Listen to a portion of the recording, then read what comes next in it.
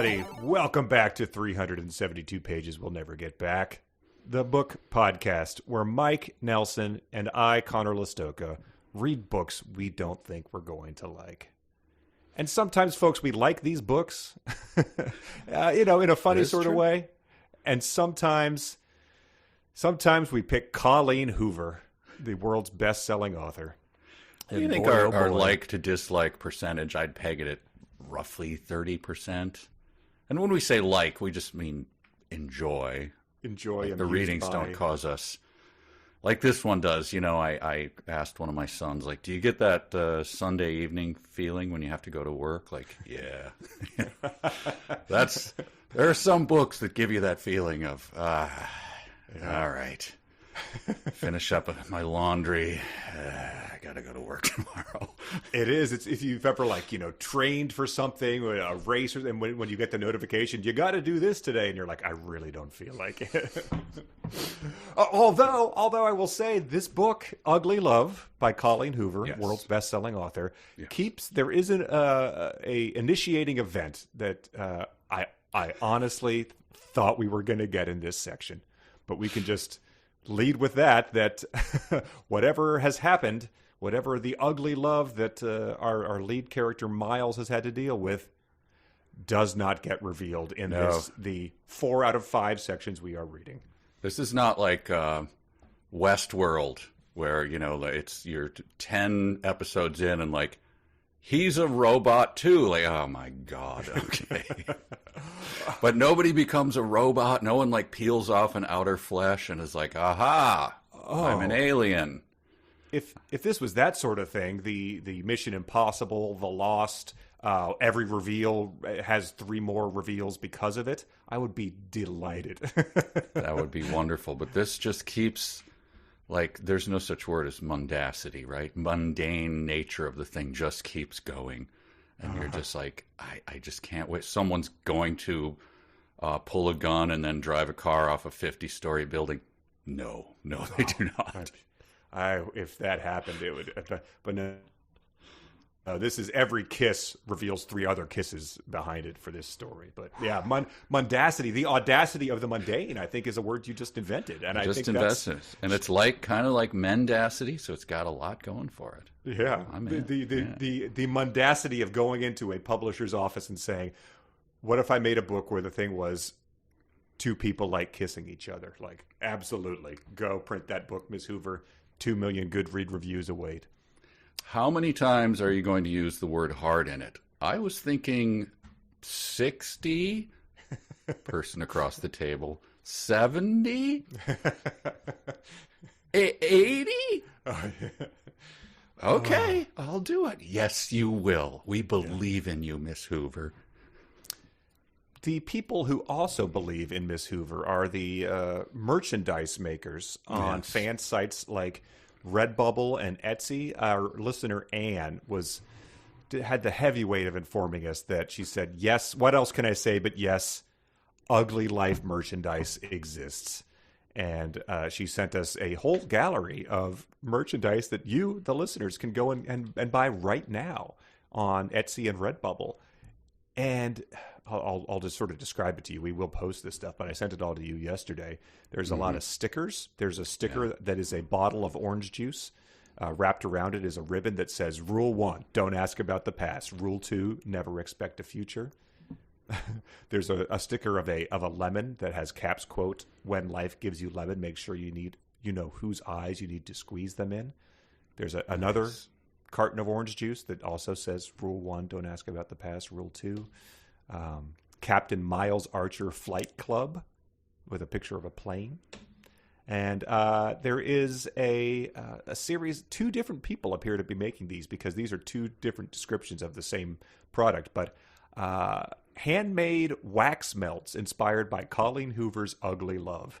Each wax candles. These are candles. I don't think they're calling them wax melts like the way you have to ask for a water pipe when you went into a head shop. Right. We do not sell candles here. We sell wax melts. Miles' candle is. Tell me if you think this is an accurate description of what you've imagined. Miles, leather and night sky scented, teal with gold mica, and it bears a quote on it. Tate's candle is orange cupcake scented. Her candle is orange with orange gold Mike. I don't know what that means. Her quote is, "It's the beautiful love that makes up for the ugly love." And then there's a second seller selling a Miles candle that radiates notes of verbena and sandalwood along with blends of lemon and iris. This masculine combination was carefully selected to emulate Miles' strong and layered character. What? I mean, layered, sure, there are 2 layers. Yes, 6 years ago and today. Yes, that's it. Wow, that's quite the layers. But true, he is layered. And then this would, I just want to offer a challenge to people to take the orange juice sticker, your significant other, whatever, just put it on the thing before he or her gets up, and then just do the thing, and just wait for the reaction, and just make the assumption. Here, let me pour you some more orange juice, showing up. And we'll just see and then report back to us. Thank you. I know we have a lot of assignments in this one. I think that the appropriate reaction is you take a sip of orange juice, you notice it, without swallowing it, you walk the carafe over to the trash can, drop it in, all while staring at your significant other. You swallow the orange juice and say, never do that again. Or just walk out the door, just out the front door with the, maybe just pajamas, no shoes on, and just never return. Maybe that's what Rachel did. We'll see. Yeah. The last item is a very standard-looking word art collage that has. It's like you're searching for moments in this book. If you watched a popular movie, let's say you watched Anchorman, there's dozens of popular quotes and moments that you could make a word art collage for. This is doing stuff like they have integrated "We've got this," which I guess they say a lot. They do. They use the say the word "ox" is part of the word art collage. Yeah, that's right. That memorable moment. Mm-hmm. It just says "cap" in one of the things, and it has his quote. What is the term they use? Bumpin' uglies. So it's really reaching for ugly love moments to immortalize here. And Anne informed us that this word art thing, which you'd assume is a print that you put on your wall and then take down and throw away when you move. It's a T-shirt, so you could be wearing this as a I don't know, presumably gigantic T-shirt to fit all of these words on it. Wow. So yeah, it would be like if you you have a collage of words from the movie Taken or something, and it would be like, I would like a half calf espresso. It's the only thing I remember from the movie. Yeah, a movie with one quote, and you're like, I really need to flash this out. Like, ooh, go, go, go. Put the gun down. Yeah. All right. Thin gruel for merchandise, but people are desperate to make it happen, and so I assume that all of her books have such things. Yes, up there. But I assume this one has the lowest amount, but I don't know. We haven't delved into anything else, so. Nor shall we, I would say. I don't want to rate it until the end, but there's a chance this one surpasses everything else we've read in this book in terms of, I think, how bad it is. I mean, I'm still amused at times and amused to talk to you about it, but man, this is it's just a grim indictment of the best. Yeah, the actual readings are, oof. If you're reading along, my hat's off to you. And I would just like to point out again, I think you're a much faster reader than I am. I know my wife is a way faster reader than I am. It would not be a burden for her to read this. She'd be like, yeah, I read that. Ooh, garbage. To me, it's like, Miles kissed Rachel. Ah! I just read slow, so it bugs me. Oh, yeah. I feel like that's a major reason that if I listen to an audiobook and it's a book I don't like, it seems even worse just because it takes that much longer to get through it. Mm-hmm. And that's what this would be like. You also, you don't want to miss anything for the humor's sake, but there's nothing to miss. Exactly. I read it. I pore over the text. And with that said, would you like to bring Rachel? Yeah. Go ahead. Oh yeah, bring us up to speed. No, I was just thinking that you don't want to miss Rachel dying in between sentences or something. But that would be. Yeah, I mean, you're making a huge assumption here. Bring us up to speed. There's Miles. He's a pilot. He's got a mysterious past where he and a high school sweetheart, Rachel, his, quote, stepsister, are having a baby together, despite their parents' objections. 6 years later, he moves in across the hall to his pilot buddy, Corbin, whose sister Tate has just moved in with him. She's a nursing student, presumably. We don't really see any necessary evidence of that until this chapter, actually. And then they start doing each other, although Miles has said, as we covered on the merchandise, don't ask me about my past and never expect a future. Somehow, based on pretty much just that and the fact that he has a ab V, Tate is like smacked on the head with a hammer every time she looks at him. She just is going like boom, boom, boom, boom, boom, boom. And she's just reduced into a tube man outside of a used car lot. And she's not able to stand on her own feet every time he looks at her. She's, when he comes into the room, again, his scent of what? Verbena and leather? Yeah, whatever it is, super new masculine. Car scent. Yep. Yeah, she floats towards him like a cartoon dog, and a little sort of an Eastern Oriental piece of music plays, and sends her flying towards Miles. Yes, as she's going, hitting herself on the head with a giant clown hammer. It's unbelievable. She comes up with, I'd like to say she comes up with new phrases to describe how insane she is, but they're not new. They're just repeated a lot. So, yes, I thought it was like the old cliche about the in the Inuit language, there's 50 words for snow. She has, she's like 50 ways to describe kissing someone, and most of them aren't good or appealing. But it is like an exercise if you were doing like a writing workshop. Like, all right, like keep describing ways to kissing until you just run out of the normal ways and have increasingly absurd and unappealing ways to describe it. But, yeah, it's like a comedy writing room. Give me 60 jokes about the Judge Ito. Like, okay, here we go.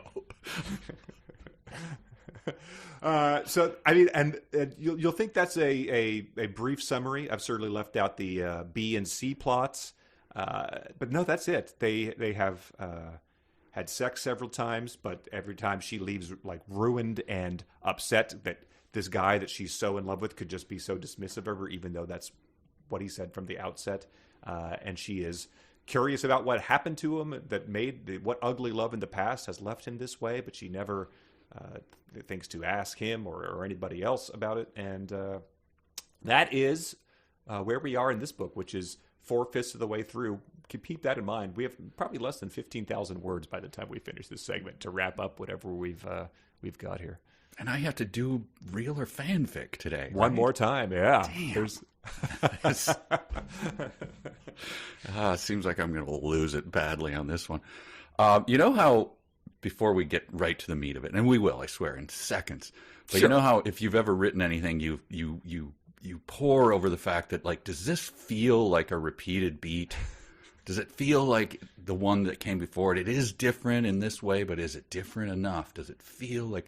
She has no such concern in this book. He leaves, he comes back, they have sex. He leaves, she comes back, they have sex. Corbin flies off, he comes back, they have game night. I just think when we do like a riff track script, it'll be like, oh, well, there was a joke about how this guy looks like Legolas, and then an hour later in the movie there's a crow, so we mentioned Crebain from Dunman. Like, is that like doing too many Lord of the Ring? We agonize whether we're phoning it in by making similar references, and she is just bam, do it again. One more time.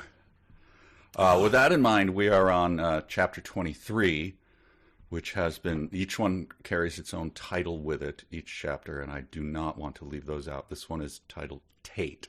Oh, good. So, thank you. Yes. So there is a listener wrote in to inform us of this, and I saw it myself at Costco. There is a brand of cookies that, I don't know how this happens, but sometimes there's just a brand that is suddenly ubiquitous. And there is one called Tate's Bake Shop, which I'm sure that they have been told that their cookies are good. I will never venture to find out, because that is a name and brand that has been forever ruined for me. Yeah, can't do it. Sorry. So she it starts with italics, by the way, extremely annoying because, I always read italics as like there's extra emphasis on it. There's someone's whispering it or, like, I miss you so much, something like that. Emphatic. This one is just, I miss you so much, Miles. So I'm already irritated. And then it gets to this. She says, Christmas came and went, but I barely noticed because I worked through it. They were like, look, Christmas is not big in the travel industry or in medicine, but if you want to pick up a shift, fine. You had Thanksgiving off, right?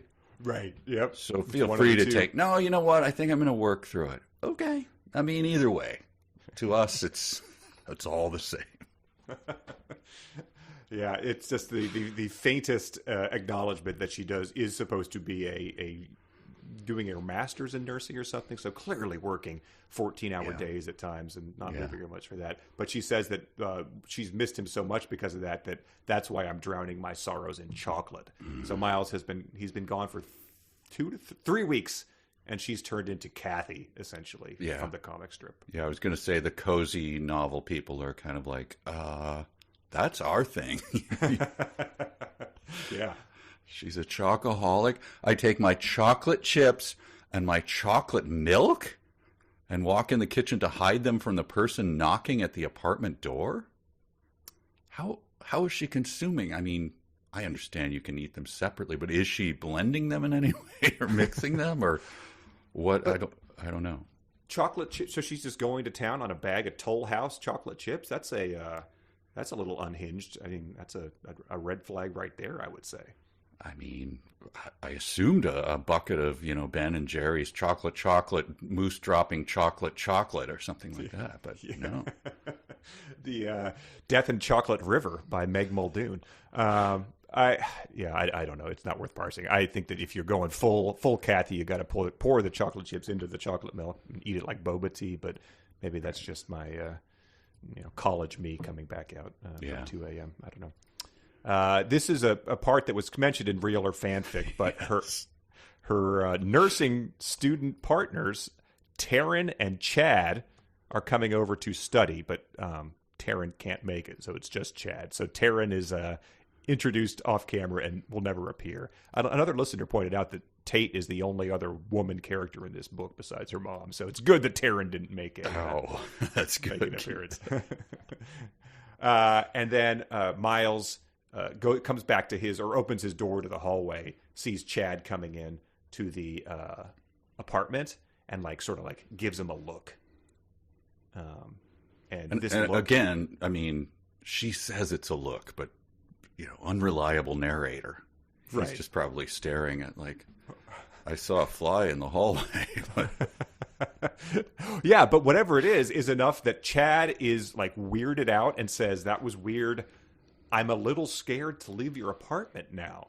So did Miles look at him like the shot from below in a Stanley Kubrick movie, or give him the throat slash gesture? Yeah, he might have.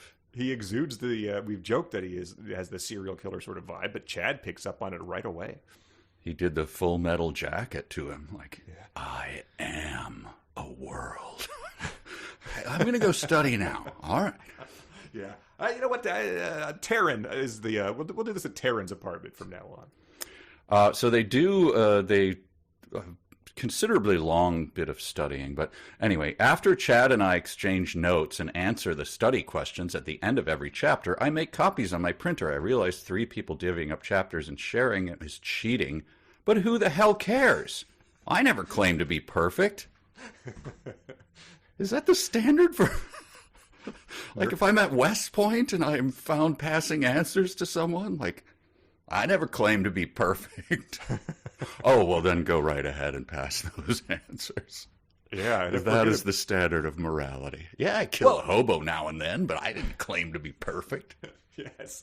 It's the boys will be boys defense, I suppose. Wow. And, I think that if you're doing some sort of pursuing degrees in, if you're doing an English degree, maybe that's just sure, I'm going to copy my buddy's notes, but this is literally you're going into a life and death profession. So it's crap. Yeah, heart stent, that was on Chad's section. So I'm going to let you die there. Sorry, buddy. With that.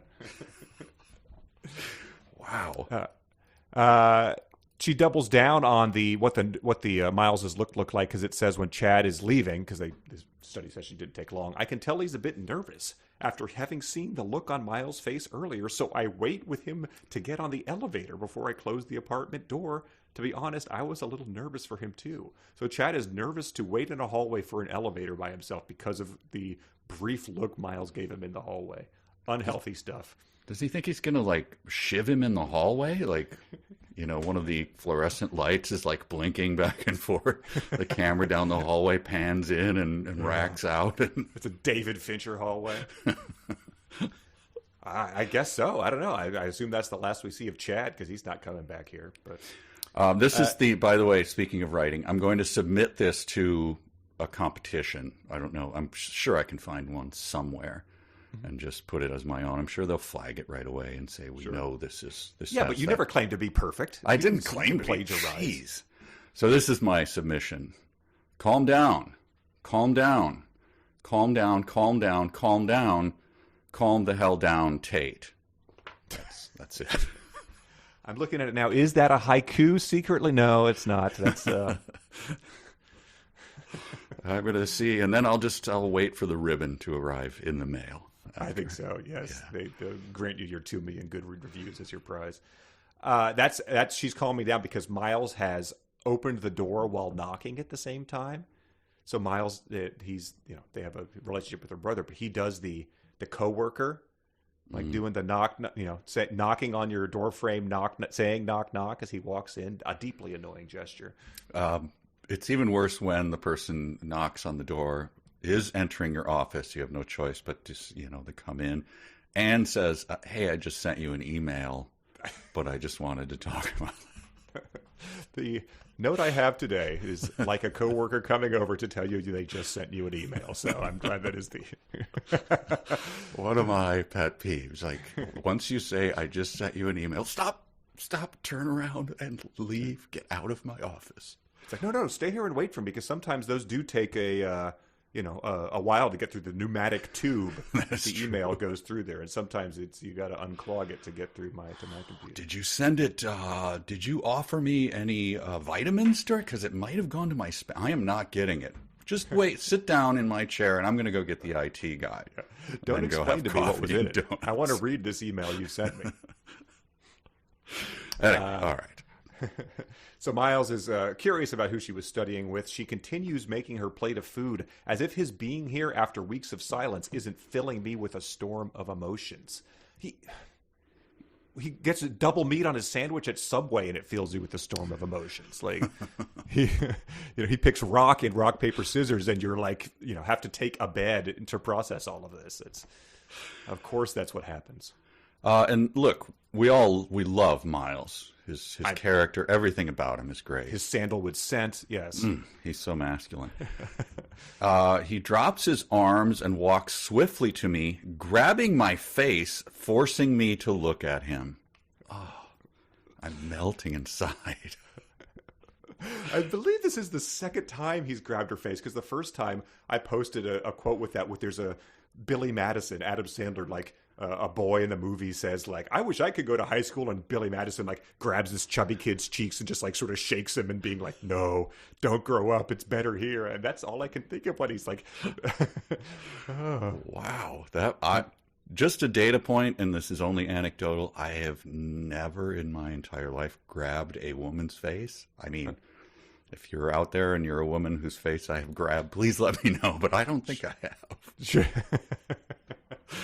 Doesn't seem like a character trait one should cultivate. I don't know. Yes, I think it is purely in Ralphie's great aunt, doing the cheek pinching type of thing. But Miles also has stood in the doorway to the kitchen, gripping the door frame over his head. He's barefoot. His shirt has risen up with his arms, revealing that V. So I just want to keep the gripping the door frame in mind as we yes, indeed. Here. Yeah. I certainly noted that as well. She says, "I really do want to be a part of his issues. I want to immerse myself in his issues and become his issues, but I'm supposed to be this independent, headstrong girl who doesn't cave just because she likes a guy." That ship has sailed. that ship sailed. I think the very first time you started hitting yourself on the head with that clown hammer, honey. And then he says, "Make me leave." His voice pleading and warm against my throat. "You don't need this." Make me leave. It just reminded me of my dad once told me he frequented a bar where the bartender, who was always the same guy, this is when he was quite young. I don't know if he frequented it. I don't want to slander my dad, but he said the bartender had a baseball bat behind the bar on a rope, so that the criminals couldn't take his baseball bat. The malcreants. And I was like, well, wait. Well, what if the rope is it long enough to? I mean, how close do you have to be? Like, does it cover just the perimeter of the bar in like a semicircle? Or if you walk out behind the bar, still seems like you could. Anyway, in my little tiny kid's mind, I'm like, I don't think that's the safest way. Your bat can still be used against you. Yeah. It stays there. I guess you don't lose the bat. And the malcreants might figure out the exact radius that they can be in and, sort of be like, I'm not touching you to... Anyway, I wondered if she had one behind her and, near her coffee maker and just a bat on a rope and just like, oh, make me leave. Okay. Again, something that would redeem the book, at the last minute if something like that were to happen. She finds her neck tilting so he can find even more of me to kiss. So there again is what we needed in this book is more kissing. And he says, "Damn it, Tate, what do I do?" And it's like, why don't you explain to us what's been haunting you instead of drawing it out for another 6 chapters? And I was so naive to think there would only be 6 chapters before we got an explanation as for what was haunting him and what was eating at him so long, because as I said before, it does not happen in this episode. It doesn't happen in this reading. You'll have to wait till the very end. She says, they're like, I forget where she says this, but sex, I remind myself. I'm constantly doing that to my, just during the day, making coffee. Sex, right. Had to remind, forgot for a second. Wow, I don't think anyone submitted sex, I remind myself, as the dumb sentence of the week. But yeah, looking at it in isolation, that's incredible. That's also right on the heels of her saying, we open our mouths at the exact same time and completely devour each other. So it's like El Greco's Saturn devouring his son and just like pulling off the head there. Wow, I just saw that painting yesterday and was like, I'm sure we can all picture it, but I'm like, man, that is gruesome. Well, maybe they should make sinew and meat and yeah, get some Redbubble stickers of that with a quote from this book over it. That would freak the coho heads out. Here's some more kissing description. How about this for everybody who's not reading along? You can kiss away the thoughts. You can kiss away the pain, the doubt, the shame. When you close your eyes and kiss, you protect yourself from the vulnerability. This isn't protecting ourselves. This is confrontation. This is a standoff. This is eye-to-eye combat. So I think a couple of seconds ago they had like a who can stay the quietest while they were doing it, and now they're doing just like they're doing like a staring contest that you do with your brother in the backseat of the car as they're doing it now. By the way, do you want to bet right now on kiss or heart? More instances of it? Oh, I'll take kiss. There has to be. I'll take heart. Okay. And do you have? Are you reading it on an ebook right now? Yeah. Okay, I got look it up because mine is a little. It kind of takes a second to collate it. It would be bad. Bad podcast. I'm sorry. Kiss is. It's not 3 times as many, but it's 217 versus 82. Wow. Yeah, that's. I think in my heart of hearts, I knew you won, but I had to take heart. Wow, you're patting the heart count right there, like. Well, I'm just saying. It was surprising to me how many times heart came up because all of a sudden I noticed it and I was like, I mean, kiss, sure. Oh, so how about sex? How many instances of sex? Oh man, I think that sex. I mean, her sex is on fire. By the way, we should. Oh point God, that out. jeez. This book probably came around at the same time as that song. I bet Miles was a big Kings of Leon guy. That's Seems about his level of vapidness. Sex is only in there 68 times. Man, one more, that would have been nice. Wow, heartbeat sex every time, people. Remember that. That's the true lesson of ugly love. And yeah, so they do it in her own bedroom, and at some point in time, they realize, like, she's getting up to get dressed or something, but realizes that Corbin has come home early, and he has caught them doing it. Well, that's presaged by, can I just point out this great bit of dialogue? Yeah. Think, I don't know, Henry V wooing Lady Anne next to her dead husband. Think of the kind of dialogue that goes between them.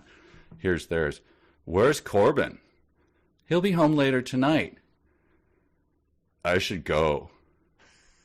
Come over later? That's the kind of dialogue that presaged this big moment. Yes, this is the moment everything falls apart and shattered. But at least they had that moment before it. You come over later? I got Totino's pizza rolls. I like them. I don't like to cook them all the way through. I like when the middle's kind of mushy, not cold. Like, I don't want any crystals in it, but I like when they're kind of like they're still. You know what I mean? Like, not hot enough to burn your tongue. Anyway, see you later. That's fine. I think that's pretty accurate, right? It seems like, I don't know how you continually eat Totino's pizza rolls and maintain your V, but I guess this guy's got it figured out. Corbin, his first question for his buddy Miles is, how long have you been doing this? And he says a while, and then he says, do you love her? Which Miles says no and says he's not even planning to. So Corbin gets upset with this, and what does he do? Corbin grips the frame of his door and presses his forehead across his arm. So guys come into this apartment and they grip the door frame. That's just what they do. That's what gets you a candle in this universe. A lot of door frame gripping. It's masculine as hell. I couldn't believe that it happened twice. I mean, cut my eyes toward was a thing that I had never heard before. That happened that's 7 times or something in the book. Yeah. So she really liked gripping the door frame. Door frames, there for gripping. Does Ian grip a door frame ever? Feels like he's owed his own door grip moment. Yeah, maybe he does that when he helps them move in the past or something. I'm not sure. Yeah. Does Ian live in the building? I just want more Ian, I guess, is my point. I believe he does. He's there when they need the third floor. I mean, he comes to game night. I think he's a pilot. So, and he's the one guy from Miles's past. He's the one guy that bridges the gap here. So he, as one listener wrote in, I forget who this was, but he's just like, let me find it. He just sort of said like, Ian was there, right? Or yeah, Colin said the fact that Tate knows that Ian knows everything about Miles' life, but never even tries to ask him about it is kind of crazy, right? It's like, yeah, she's completely smitten. She's crazy. I would not be surprised if she ends up going through his phone or something like that. But she does know a guy who went to high school with him, and could be like, hey, what's the deal? Yeah. Who lives in the building? And she never even tries. Could you tell me? You probably know. Is it weird that I honestly, I don't know what this means. This is right at their confrontation. Corbin pierces me with a stare as firm as his stance. You're not a brother, Tate, he says. Don't you dare tell me I'm not allowed to be pissed. He steps back into his bedroom and slams his door. What? I don't know what that means. You're very justified. I had to look back about that to see if there was something I was missing to do that. A brother in the Shaft is a cool soul brother kind of sense. I don't think so. They didn't have a brother that died that he was protective of that I know of, right? There is no thing like she's your sister. It is very clumsy, and I'm sure had a big stat written through it when the editor tried to be like, I don't think this makes sense, Coho. Okay.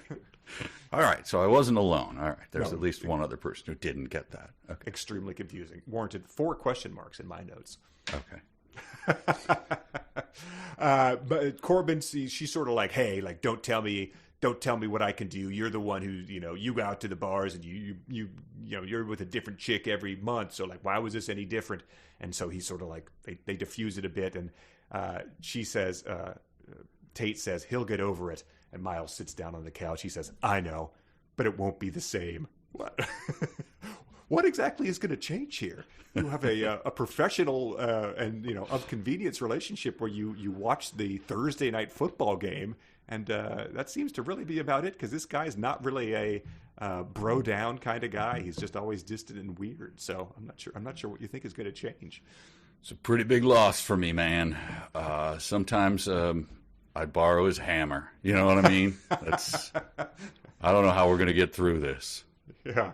We have we say big dog, and there he is when we meet each other in the hall and do a clasp handshake. But I don't know. Sometimes if I'm big dog, if I'm feeling really affectionate, I'll say, "Hey, sports fan," and then he's really happy again, and we grow even closer. I sniff his masculine scent of verbena, and I know I'm in the right place. It's never going to be the same. Watching the Browns score 7 points on Thursday Night Football. Thursday night. Hearing his impression of Dillon, where he says, I cheat on my wife, but he does it in Dillon's voice. Oh.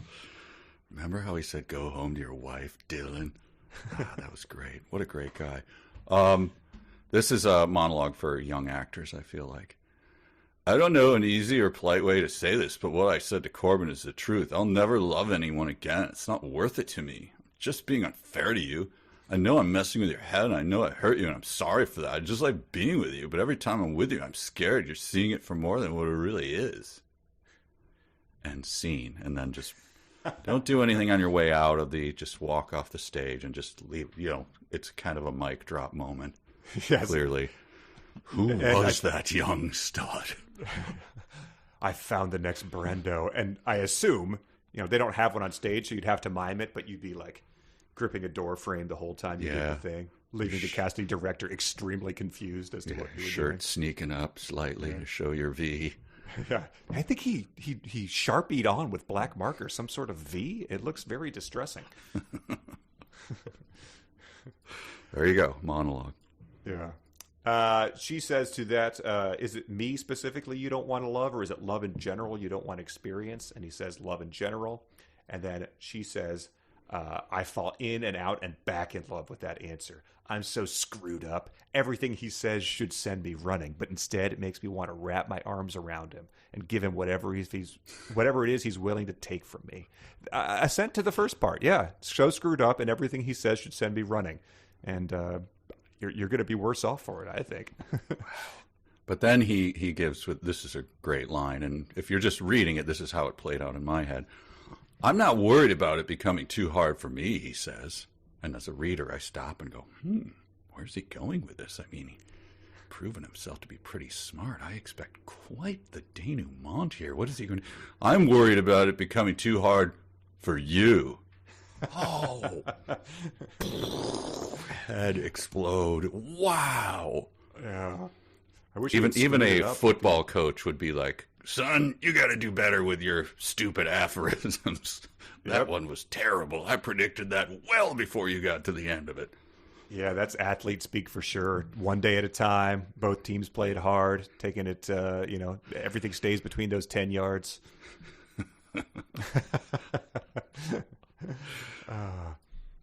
She claims that when he made eye contact while they had sex, that was him giving her false hope.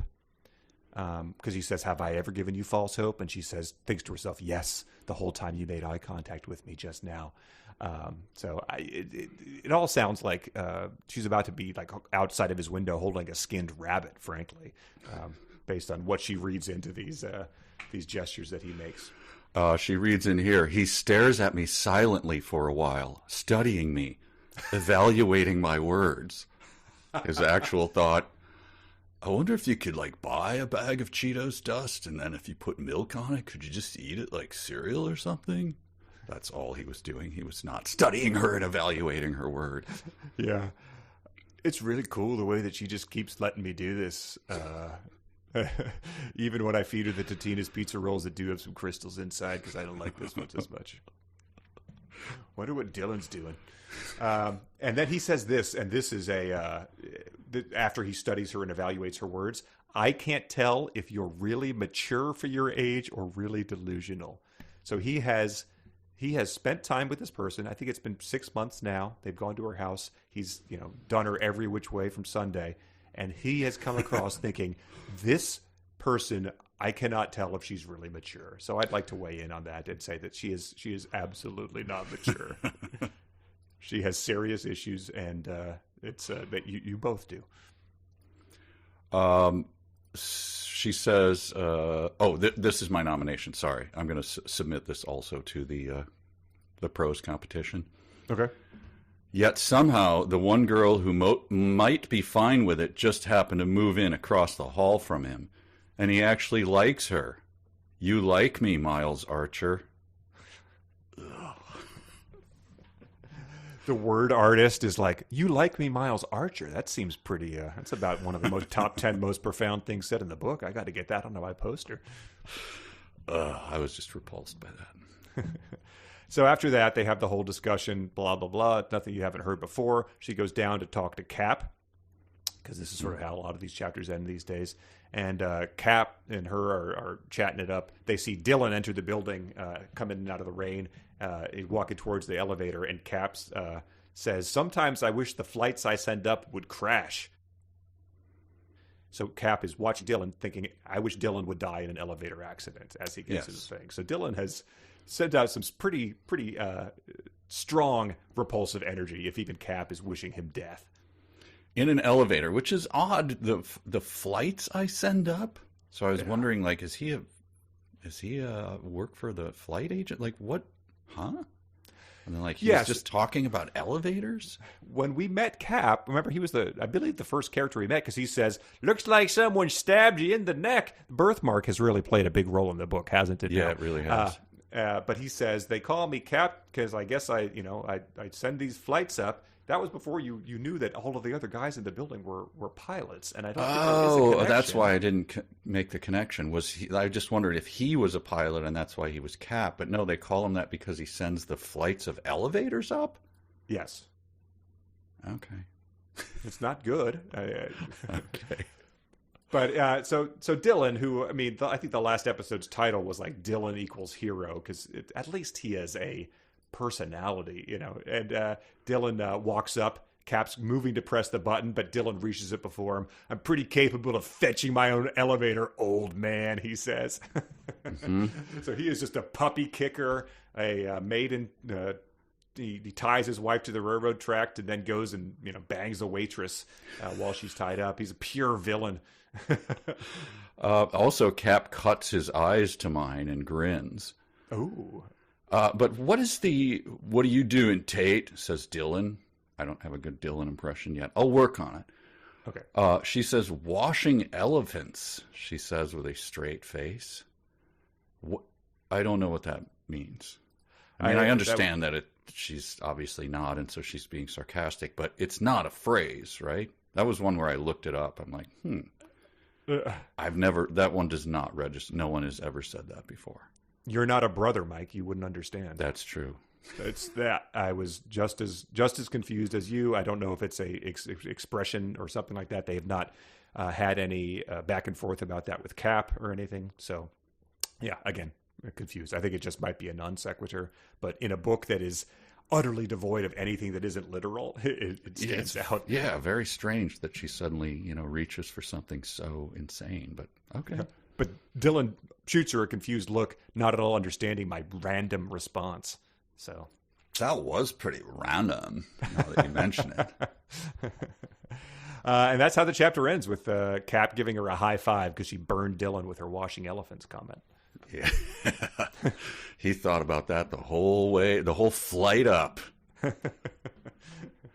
Lots of people do think about things for the whole duration of an elevator ride, which is, I don't know, 10, 12, 15 seconds probably in a fancy building like this. A lot of time to ponder things. If someone pressed every button, even longer. Well, let's go back 6 years earlier to a Miles chapter. 6 years earlier than what? That's what we don't know. Again, we're on Nolan time. So they are painting Rachel's bedroom yellow. His dad says, "Why is everything yellow? It looks like Big Bird threw up in here." So Big Bird has presumably eaten another member of his own species since his vomit is yellow. Otherwise, you would think that Big Bird would just have a sort of the typical green biled colored vomit, but that's beyond the... I had this exact same note. Like, what? Like, well, it would be, I assume, like it would be sandwiches and noodles. Big Bird, I don't, there'd be some worms in there. I don't know. I just can't shake his, but it wouldn't be yellow. Bright yellow. I mean, Big Bird famously bright yellow, right? Yeah, maybe from preening his, if he's doing like a cat and barfing up a hairball. One time I had this shirt when I was in like middle school that was like very, sort of like psychedelic cartoon colors. And Dave Barry, I wore it to get a book signed by him. And Dave Barry told me it looked like someone ate a bunch of jelly beans and then threw up on it. Which then I read in one of his books, much later and realized it was sort of a line he had ready to go. Yeah, but much better than it looks like Big Bird threw up in here. Looks like someone put Big Bird in an industrial blender and liquefied him and splashed it on your walls in some sort of horrible cult ritual. Dad? One time I was signing a book at at an actual bookstore. I didn't do many of them, and I signed the thing for a guy. And he walked out and he yelled at the top of his voice to the rest of the line, "He wrote the same thing in my book as the last time he signed for me." Wow. It's like, I have a lot of them, but I don't have an endless supply of them. He wrote, he "Where's my so money, mad. Richie? Because I owe him money." Yeah. Wow, that's pathetic. Yeah, that made me mad. Don't spoil it for them. And so they say, we don't know if it's a boy or a girl, so we're buying gender neutral colors. So we've been confused a lot in this section. I was confused because we are told that they're weeks away from high school graduation at this point in time. The baby is still months out. They're planning on going to college. Why are they painting the nursery in their house, in their parents' house? This makes no sense, especially given what follows it, right? Is that sure. he goes to family house? He registers for family housing at the college. Yes, right? Correct. Yes, he receives a letter saying it's been approved and they can move in immediately. Like they can move in early. But by the way, I'm going to get the word art at the end of this letter to him. Sincerely, Paige Donahue, Registrar. That's what I mean. That would confuse everyone. Would be like, "Wow, that's awesome. What's that from, man?" It's a little something from Ugly Love. You want one? They're for sale. I can get you one. Yeah, I wonder if there's people like that from the cohorts. If you have to pretend that a song from one of Bob Dylan's '80s albums is your favorite Bob Dylan song, just to sort of stand out. Yeah, Paige Donahue is probably my favorite character from Ugly Love. Yeah. Everything else was taken. I had to do it. You got to stake out your own ground. The dad says, when they say, "Why are you painting the room yellow?" Rachel answers my dad's question as if it was one of many, but we both know it's the first. He hasn't asked about the pregnancy. He doesn't ask about our plans. So their dad is like a roommate you had in your 20s that you just sort of, you're not friends. You're never going to be friends. You don't bother each other. It's just you come and go. Her dad has not even asked about what their plans are. So it's, he's sort of, he hasn't been portrayed as a great guy, but he hasn't been portrayed as an utter monster. What, are you having that thing? Huh. All right. Big beer in one hand and a pack of Reds in the other. All right. Looks like Big Bird threw up in here. This I nominate also. I'm going to send this in. I have so many little bits of prose I'm going to send in. Here, I want to read it from my sheet to make sure I get it right. Okay. "How long will the ceremony last?" my dad asked me. "No more than 2 hours," I tell them. He says we should go. I tell him that as soon as Rachel is ready, we can go. Rachel says she's ready. We go. Go, dog, go. What is she trying to do here? I mean, if it is like a little kid kicking the back of your seat, I guess that will warrant a reaction. The reaction is, would you please stop kicking the back of my seat? That's my reaction to this. Like, is that what she's trying? Like, hey, got you to react, didn't it? I guess so. Congratulations. I mean, if it's meant to indicate your dad's distance and disapproval of this whole thing, you've already just said he doesn't ask about the pregnancy or a plan, so you didn't need to spell it out with that annoying way. But the repetition of it is just like, ugh, I hate it. And where he's saying they should go to is their high school graduation ceremony. So they have now graduated high school, been approved for family housing, and are getting ready to go off to college together. I felt like one of them was going to go to school in Northern California, and the other one was going to go to Michigan. So those plans have changed. They were able to.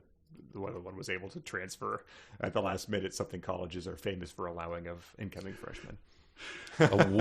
Let me ask you this: would the book have redeemed itself if the registrar, who I assume, I'm making a big assumption here, never returns again? Are you Paige Donahue? Huh?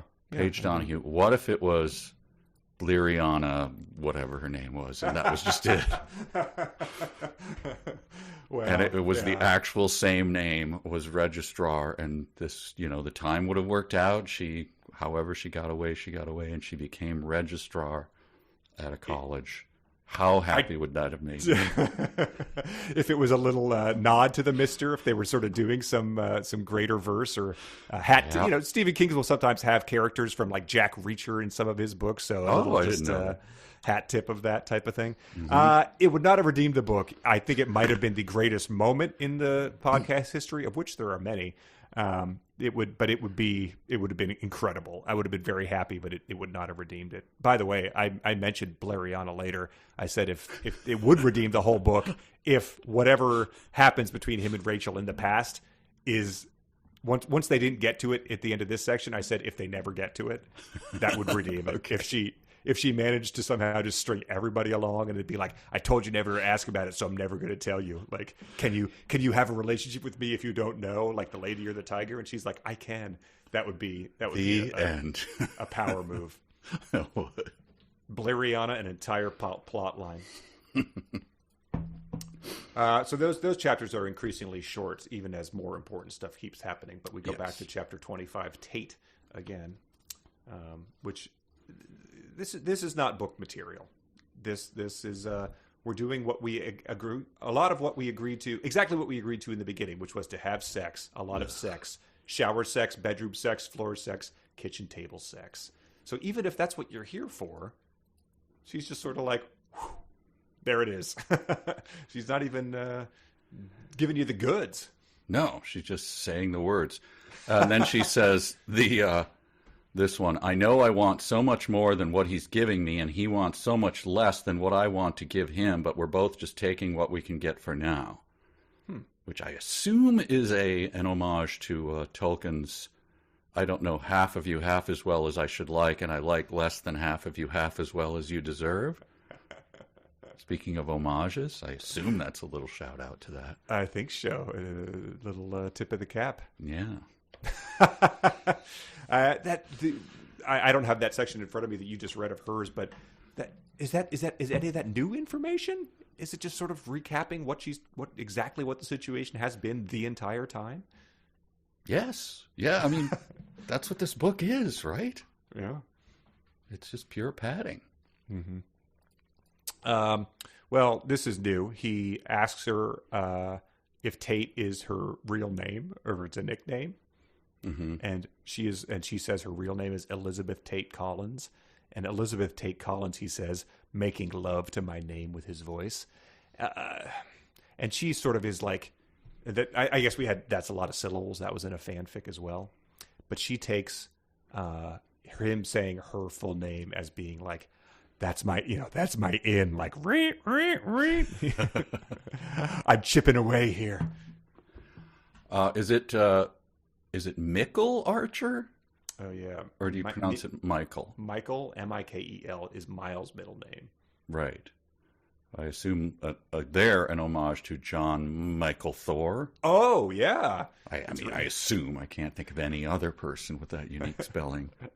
Let's take every assumption we have about the author's textual references here as a given. I think it's the only way we're going to make it through this. He asks, anything interesting happened this week while I was working, Elizabeth Tate Collins?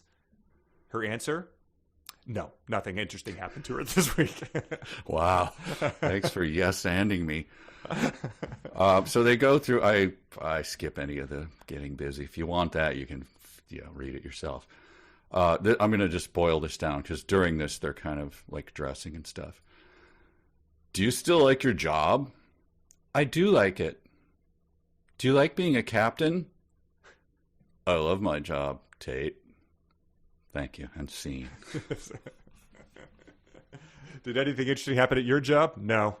All right, so nothing interesting happened to us both weeks. That's wow. We're great people.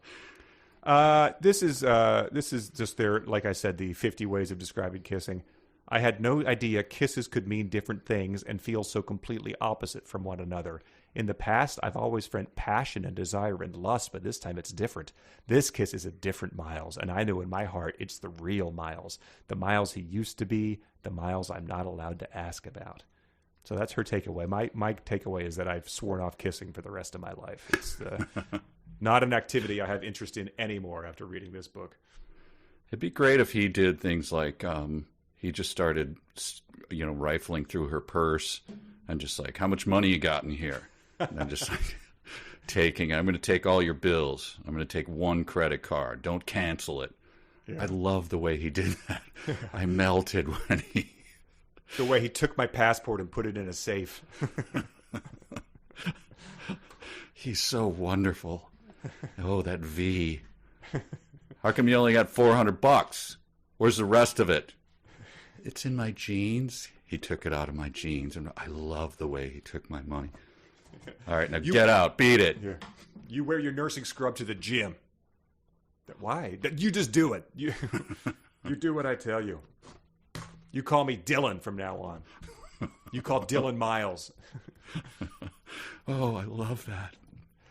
I think that this was one would think limiting oneself to just sex would be the simplest thing in the world. I thought that might have been just the elevator pitch she used for this, and the guy leans in, but then I read this line a few lines later. I'm stupid. I'm a stupid, stupid girl. I think that might have been the elevator pitch just for this book. There's a girl. She's stupid. Print the book, Coho. How about if the guy she's with, hang on, let me finish, is also stupid? I love it. Print that book. It's going to be the stupidest movie since the movie The Stupids with Tom Arnold in it. At least that had a plot. They thought that someone was stealing their garbage every week.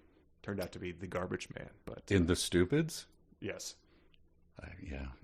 Never thought that was. Never seen it. You never died. Bridget, let's take in Tom Arnold's The Stupids tonight. Now seems about the right time to watch that. And so she goes back to talk to Corbin. They're still sort of like hashing out he feels betrayed that she was lying to him. Miles comes over immediately. Like they've just gotten busy. They walk back over. Miles just can't even resist. He comes back over doing his knocking as he enters the door to tell you he sent you an email. And this is what Corbin doubles down on. Why couldn't you have just been gay? This comes up a lot. It does. It's a surprising little through line here. Maybe it's a trademark of hers. But they hash it out, and I just don't know how this works. So I've never had that. Maybe someone can attest to it. I don't know. Miles begins to shake his head as soon as a smile appears on his face. So I guess the smile caused the head shake. Okay. As soon as, I don't know. Corbin starts to laugh, but he groans at the same time, indicating that he just came to terms with our arrangement, even though he may still not agree with it. What? There's a lot going on there. He smiles and shakes his head. I assume he smiles without his eyes, which we've tried to do before. Well, yeah, because they're cutting at someone. He's cutting his eyes at someone, at Cap, who's out in the hall looking on. Yeah, that's right. assent to their agreement. There you go. That's how Cappy likes it. And then he laughs, but what does he cough? No. Laugh but groans at the same time. Groans.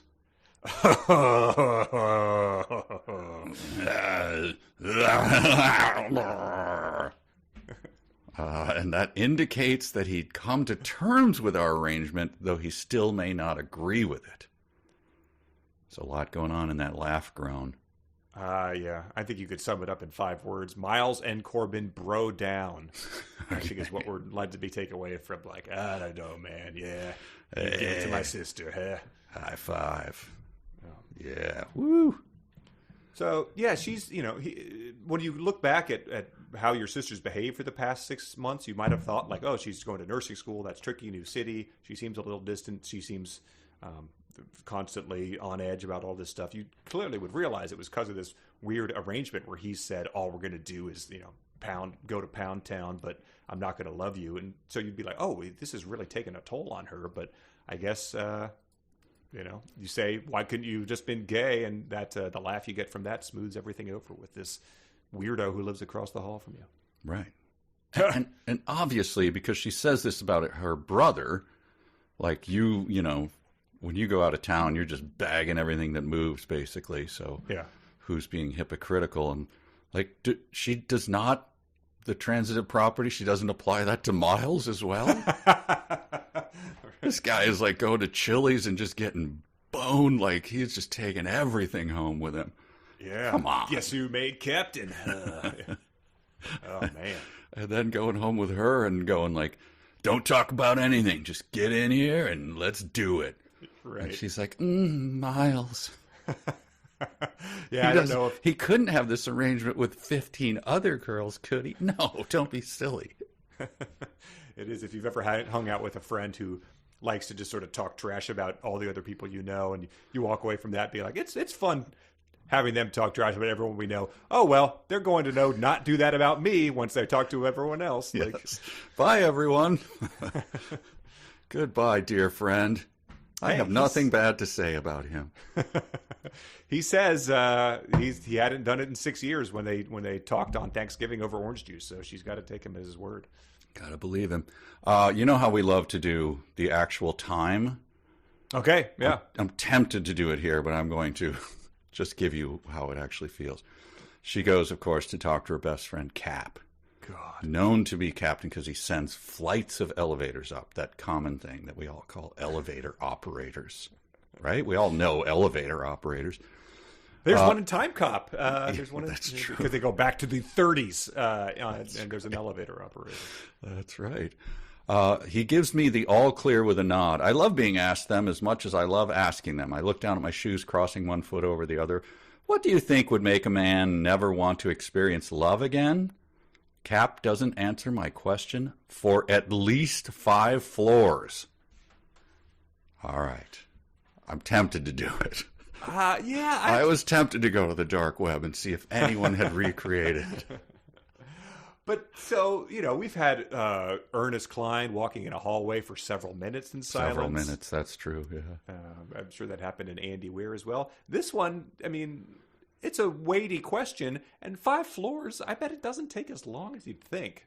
So, but how many floors on this? I feel like she was up on the 20th when she moved in because she had to press all the buttons to confuse Dillon about which one she lived on.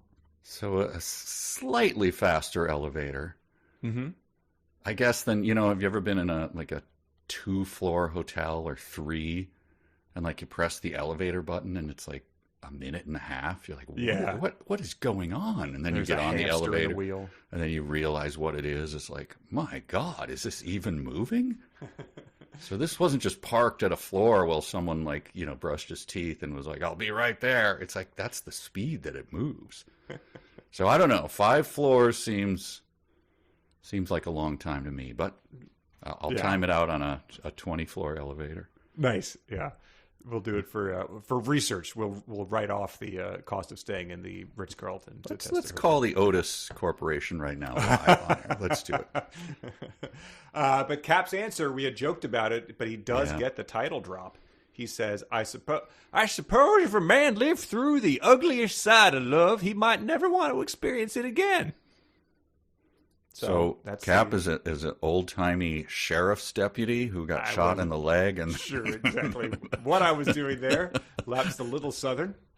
Wasn't planning on it going that direction, but I appreciate that it was immediately called out. He's got a little plot of land. He pans just a little bit of gold. Mostly, though, he sweeps out the tavern, and then he does the elevator. But he doesn't say the title. He says the ugliest side of love. Like, just say the title. Yeah, I don't know. The ugliest side of love makes it sound like a I don't know, the Cure song or something. Yeah. I'd take that over Ugly Love. I would too. Well, now any day I'd take anything over Ugly Love. But and then she says, "I contemplated an answer, but it doesn't help much. I just don't see how love could get ugly enough for a person to just shut himself off from it completely." So I don't see either. I want to know what happened to make someone do such a thing. Okay, yeah, she is on the 20th floor. Yeah, okay. Yeah. And it ends with Cap saying, "Maybe that boy just lost his spirit somewhere along the way." He closes the door and leaves me attempting to decipher even more confusion. Maybe she's just attempting to decipher, why did he start talking it like that way just on this elevator ride? Normally he just sounded No, like it says you didn't read the end of it. She pulls out, she has 2 6-shooters, and she starts firing away at Cap's feet. And going, "Dance, Cap," and he's like, "Ooh, Cap is going to dance." Weird end to the chapter, but that's again, it redeems it in my mind. That and Bleriana being the provost. And then he looked down at his feet and he saw that they were still there, and then he brushed off his waxed canvas coat with all the dust that he'd got from the trail going up to his gold stake, and he was back down to the first floor again. He pulls the ace of spades up off the floor, and there's 5 bullet holes shot right through it.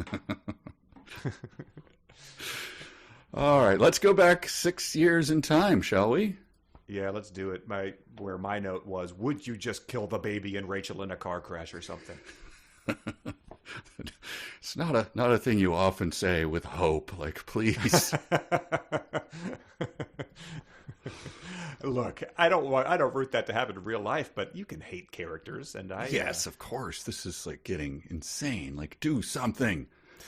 So we go back in time to meet 6 years earlier, Ian, and who's helping them move in, I guess. Yes, and they're moving into the college housing, but isn't this the second time this has happened? Ian brings in one of the last boxes from the car. Where do you want this one? What is it? Rachel asks. He tells her it looks like a box full of her bras and underwear. Hasn't this happened before? Didn't last time this happen? He says, "Well, I'll just put that in Miles' room then so he can ruffle through it." I believe so. Look, right, Ian is not layered. Miles is layered. Yeah. Ian likes Rachel. Ian likes that she's not holding me back. Ian likes that she wants me to get my degree and finish flight school. Ian's a enabling idiot Ian likes the fact that he's not saddled with a second and third mouth to feed, and he can be an 18-year-old and have a lot of fun. Ian, again, once I get back to school. I guess he does. We know that they end up in the same program together. And then it goes down lots of center justified, well, exclusively center justified. And she says, this brought up a memory. Miles, she says, "I love my name when it comes out of her mouth." Now, the book would have been redeemed for me if someone would have walked up, slapped her directly on the face and said, "Keep Miles' name out of your mouth." And then we would have talked about that for days on end. It would have been fun, but it didn't happen. That person would then receive an Oscar moments later. Yes. They'd make a rap album that I presume is extremely embarrassing about it years later. Or if she said, "Miles," I love my name coming out of her mouth. "Miles, tell her, why is he in everything? I really don't see the appeal of this guy. Come on." being the most bland guy in Top Gun 2, which also contained Glenn Powell. I just don't understand how it's possible. Please, Miles. Miles O'Keefe is my favorite actor. Like, all right, pull the plug on this one. He says that his dad still hates him. I didn't really realize it. I guess his dad did punch him. But right, yeah. Forgot about the punch. The one that it was kind of a weird on-screen, off-screen punch. His dad, kind of like, I can't believe my dad just punched me, kind of a thing. Yes. Give us that. That's all that happens. Yeah. And what else? Okay, they're about to. She said Miles. When she says his name, she says, "I need to go to the hospital because the baby's about to come." And things sort of start moving quickly here. Do you have anything in here you want to submit to your prose contest? Well, I mean, the whole thing. Do you want more ice? She doesn't want more ice. Do you want me to that? Do you want a cold rag? I get it for her. Do you want me to turn off the TV? I turn it off. I'm not kidding you. That just goes on like that for a full chapter. A birth scene. Yeah. And so it says the doctor tells her she's almost done. I kiss her on the forehead. It happens. I'm a dad.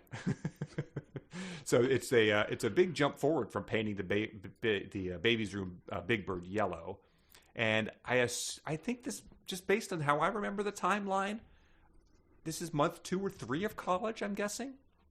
So it's probably fall break, something like that. I think that's how it played out.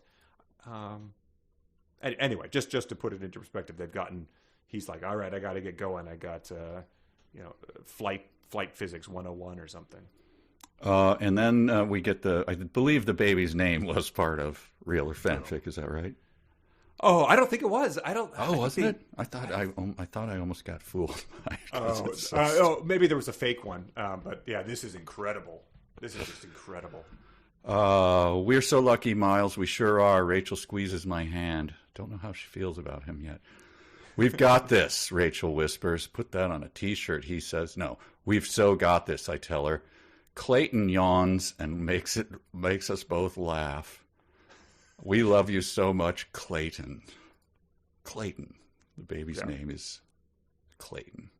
Because he reveals, yes. He reveals that it ties into the moment she became my everything. One word on each line. Miles is going to show you the way to Mr. Clayton's class, Rachel. His name is Clayton. She begins to sob. So, again, you sort of want to give that a minute before you're like, is this good sobbing, or is this just I told you the baby's name was going to be Maverick with 2 Ks sobbing? Because that's I need to know here, because it wasn't a very good idea I had naming him after a teacher that you had for I think 3 months of high school, but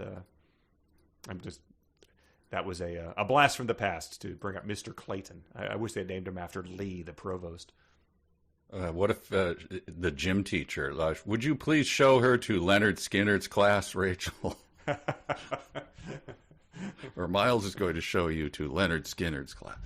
It's perfect, she says, her words mixed with tears. Now, obviously, you have done this among expectant parents where you try to lobby, like, falsely for a name that you love. Like, you got to name him Concrete. Like, we're not naming him. The guy's like, what? Hang on, honey. Let's hear him out on this. Yeah. And you almost talk the dad into it, and she's just like, no, we're not naming the child. It's not going to. Well, okay, but I mean, really think about it. Strong, solid, base of everything, concrete. Yeah. I like it. It's good. 2 C's, good, strong name. Sobbing. She begins sobbing immediately. Clayton. I would just point out, neither here nor there, but Clayton was the name of our mad science character on Mystery Science Theater 3000. Oh, there you go. I assume, once again, I assume homage to a ridiculous character. I think that there's a chance, like, you guys were so, geez, wow, yeah, you guys must have been busy because you packing up and moving and getting all started. You missed Mr. Clayton's trial. That was like in all the papers. I think you gotta not tell people that this baby was named after him after what he did. That was some grim stuff. Ooh, let's. I'm going to take the newspapers out of the room. No, wait. Made them go into a bucket. That's come on. Human trafficking. No, you don't need to read that. Dog. No. Wow, human trafficking and a dog fighting ring? That would be Yes. He was really just devoted to finding the most reprehensible things and doing them all at once. He wanted to experience it all because he knew he didn't have much time to live. That ends that chapter, but I think that's around the halfway mark, so it probably is a good time for your real or fanfic that you were so much looking forward to. So much. Okay, I'm ready. Fanfic.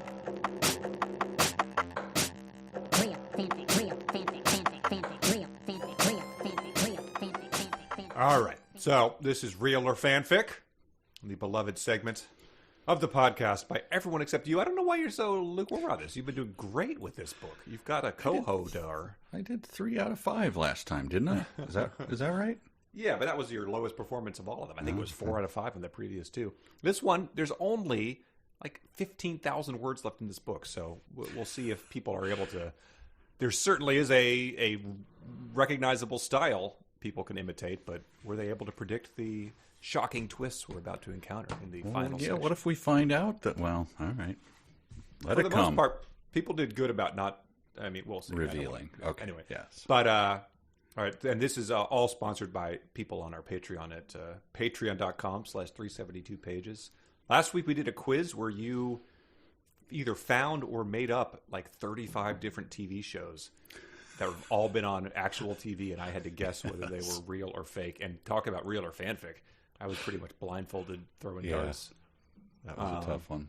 So go listen to that. Maybe you can do better than me. Maybe you can find better TV shows than Homeschool Dads, which is...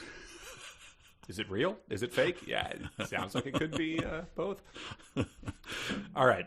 So this is going to be 5 segments that could all be real. They could all be fanfic or a combination of the two. Number 1, I look up and inhale a deep breath, wondering what to do. I'm afraid if I wake him up, I'll cave. I'll let him inside. I'll give him what he's here for, which definitely isn't the part of me I want to give him. Tate, he says. I look down at him, and he's standing awake now, pulling himself up, watching me nervously. I take a step back once he's standing because I forgot how tall he is, how much he becomes everything when he's standing right in front of me. How long have you been here? I ask him. He glances down to the cell phone in his hands. 6 hours. He looks back up at me. I need to use your restroom pretty bad. Okay, well, that's clever because that's very much Miles. I don't know, though. It has to be fanfic. Okay. Number 2. We get in his car and head towards the airport. I take out my phone and plug it into the sound system. Do you mind if I play some music? Miles shrugs. Sure, he says. I'm not much of a music guy. Anything is fine. I scroll through some playlists. Most of them are for studying, but I find one I made for my dad. Do you like Bob Seger? I ask. Who? Miles asks with an adorable look on his face. I laugh and hit play. 30 minutes later, Miles pulls through security and heads towards employee parking. I thought we were going back to watch the planes. Nope, he says with a grin forming at the edges of his mouth. We've got a plane to catch. I pause in stunned silence. We? I say in disbelief. That's right.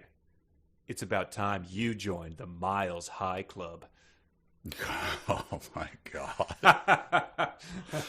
Bob Seger and the Miles High Club in one piece of fanfic? I can't in good conscience call that real. I mean, again, I do hope it is, but I think it's fanfic. All right. Number 3. My God, Rachel, he whispers. My God, Rachel. Rachel. Rachel. Rachel. That word gets put on repeat inside my head. My God, Rachel.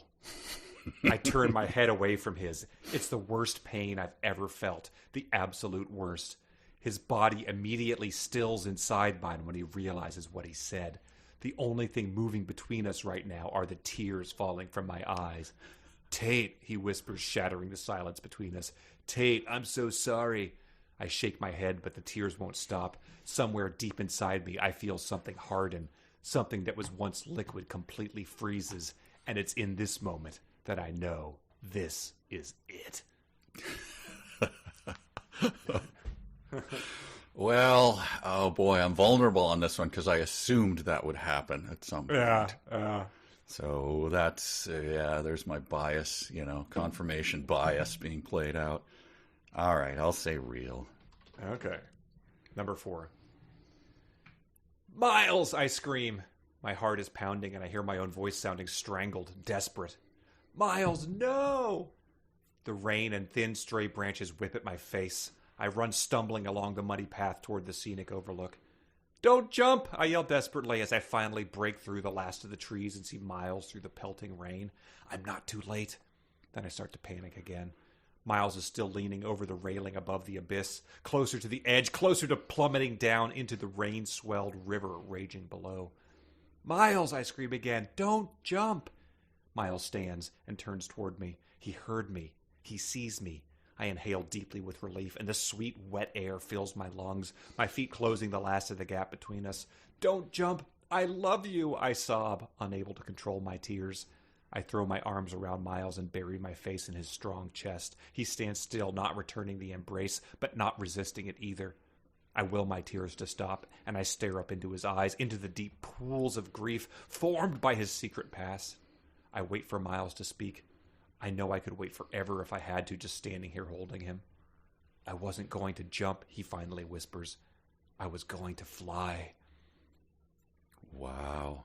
That ties in nicely.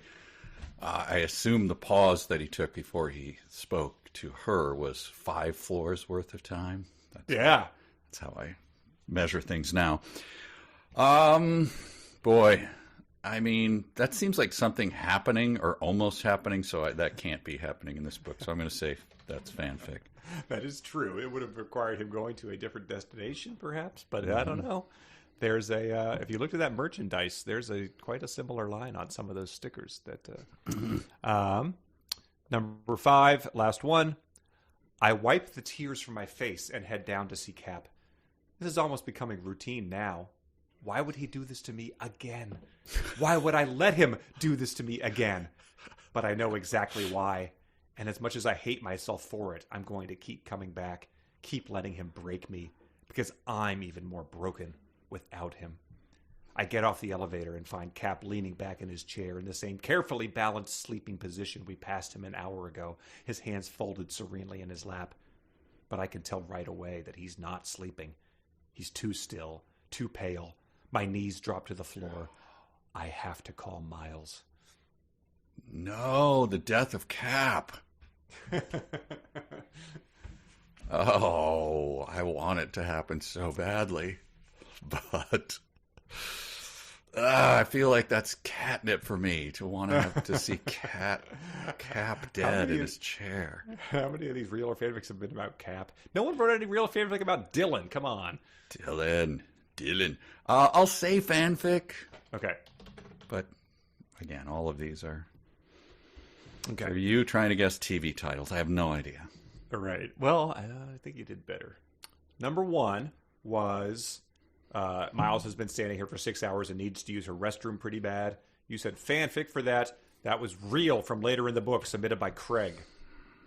So we have that to look forward to. Miles will need to use the bathroom pretty bad. That plays into our caricature of him. Number 2 was Bob Seger and Miles High Club. This is, you said fanfic. That is fanfic, submitted by Hayden.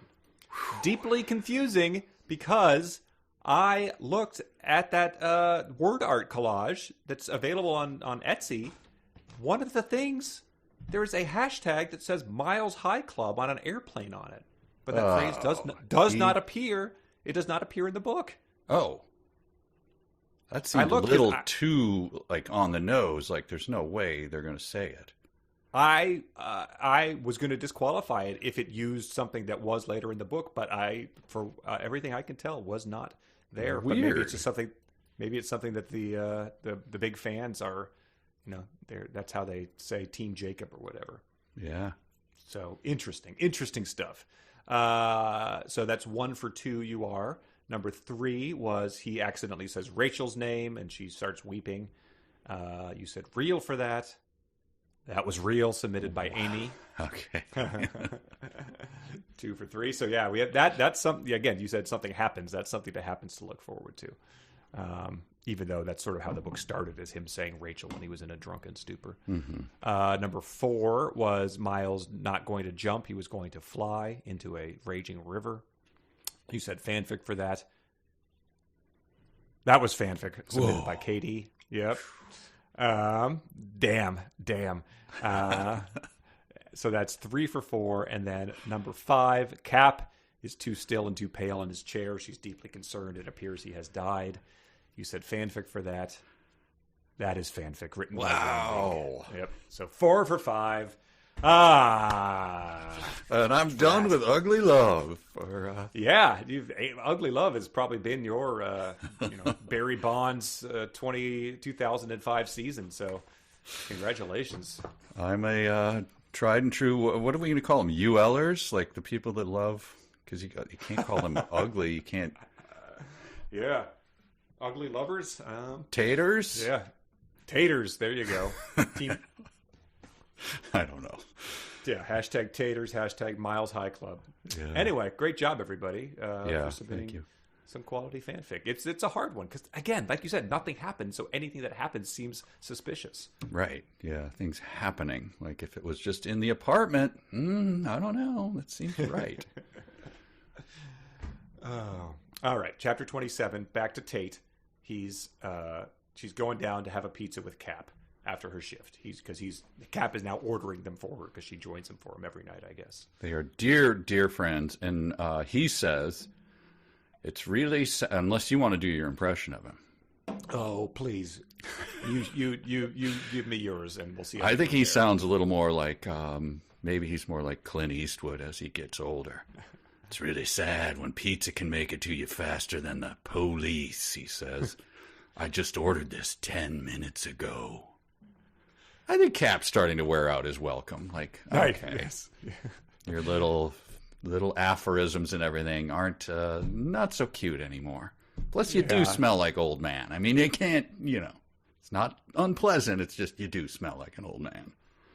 If I made one old man anecdote, I was in the gym locker room last week and the week before.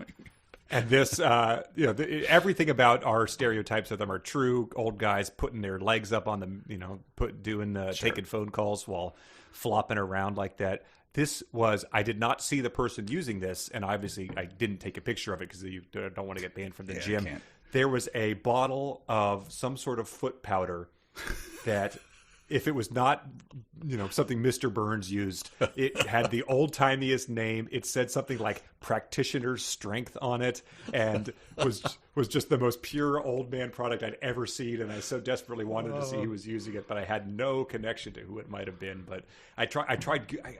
Practitioner's strength might have been it, but last night I was Googling old foot powders trying to find it, but I couldn't find this particular product. Compounding pharmacy recommended with a big check mark on it. That could have been it. I mean, apothecary approved. Oh, so that's my old man story. But yes, I agree. He's wearing out his welcome. And any pizza that gets you in 10 minutes is something you do not want to eat. That's obviously they had nothing else going on, and they're like, someone ordered one of our pizzas.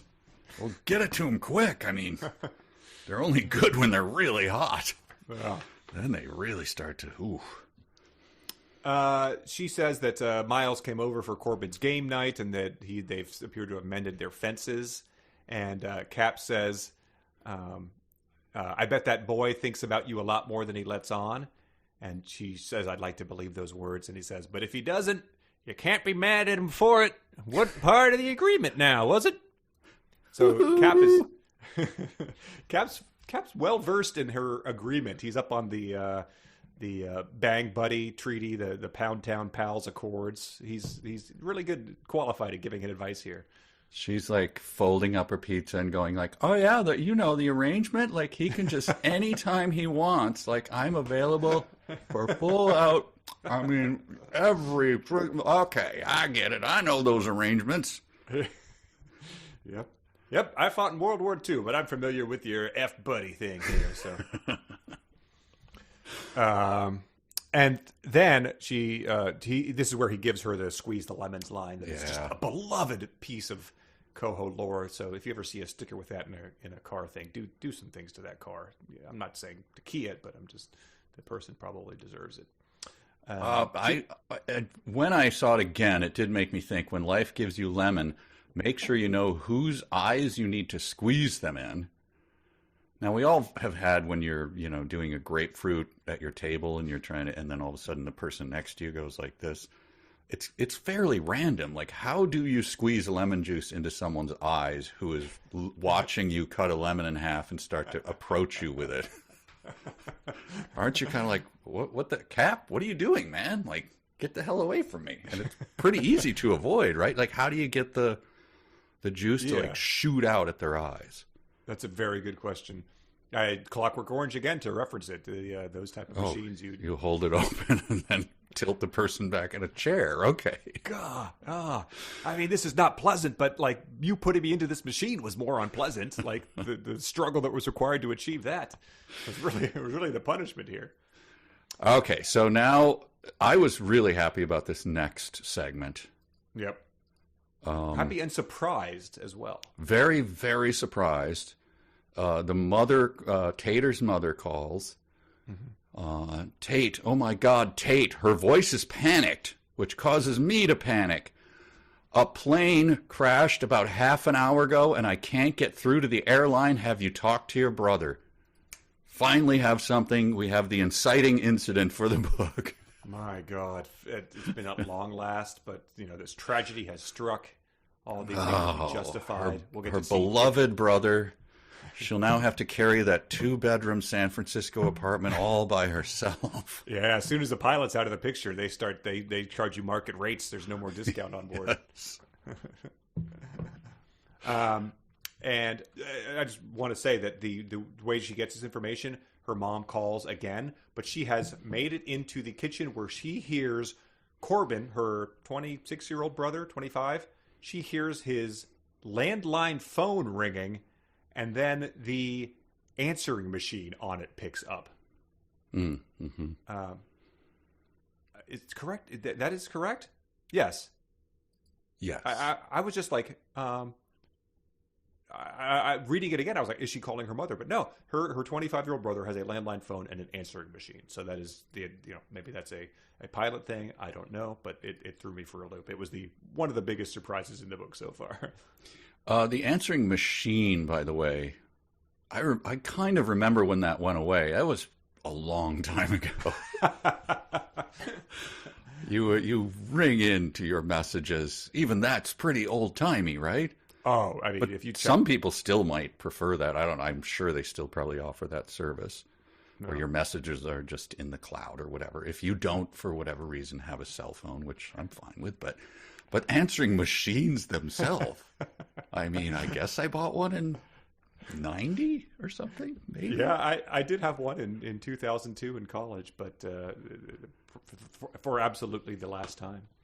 It would be great if Corbin's mother is panically trying to reach him to see if he's dead, and she just keeps getting his answering machine going, nobody's home, nobody's home. Or just a full long jokey like, hey, hello, go ahead, yep. Hey, could you speak up? I got some weird sort of, and then like, I'm just kidding. Damn it. But it's good to see though that even in, I forget this, she goes to the TV news report. He flips through the channel until he finds the TV news report. So it's just good to know that like a 50s movie, when you're like fleeing from the cops or something, like the two criminals are on the run. Anyone seeing whatever thing you flip on immediately has the story. She has to go past 17 channels of Everybody Loves Raymond and like, come on, I just want to. You are not the Click.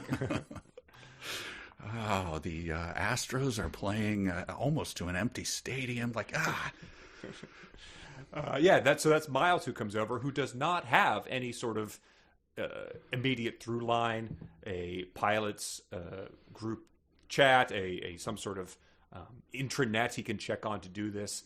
He also doesn't know, I guess, what flights his buddy flies all the time. I assume that would be something you'd probably know about your closest pilot friend and colleague. Is probably know what his schedule was like. I think they probably would all get together and kind of bid on you get to bid on your flights as a bidding system. So I assume they would probably do that together. Like, hey, when are you going to be gone? Do you want to look at this? Do you want to take that flight? Do you want to, or bid on that one? Okay. Anyway, I don't know.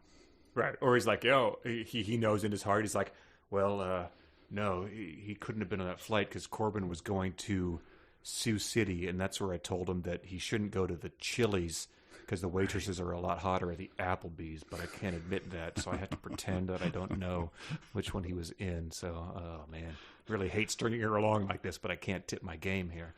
But let me go to the TV and see. I have no idea. But then he finally gets some word. He calls into the pilots union and talks to Gary. I assume this is the only appearance of Gary, but he gets word. He says, Corbin's fine. Ian, too. And I was like, is Dillon okay? Is this going to be something that happens? Is Dillon going to die in a plane crash? But no, he does not verify that Dillon's okay. They even said they had another game night. I don't know if Dillon is welcome back there, but he says they were out of a different hub and their names didn't sound familiar. So he doesn't give a damn. Yeah, so now we can just go, oh, okay. A gruesome bunch of people died, but who cares? Yeah. Yeah. I noted they raised Gary and they didn't give me any status on whether or not he was married. And I was just like, come on. Pretend it was 2006 and tell me if Gary is married or unmarried. Every Gary in 2006 was having to deal with the constant Gary unmarried references. It'd be like if your name was Austin Powers in 1999, you would have had people just saying, yeah, baby, all the time. But yeah. Wow. So I mean, there's been tragedies that have struck that have affected you. There was a tragic plane crash in D.C. A month and a half ago that just, when it happens nearby, if you have some sort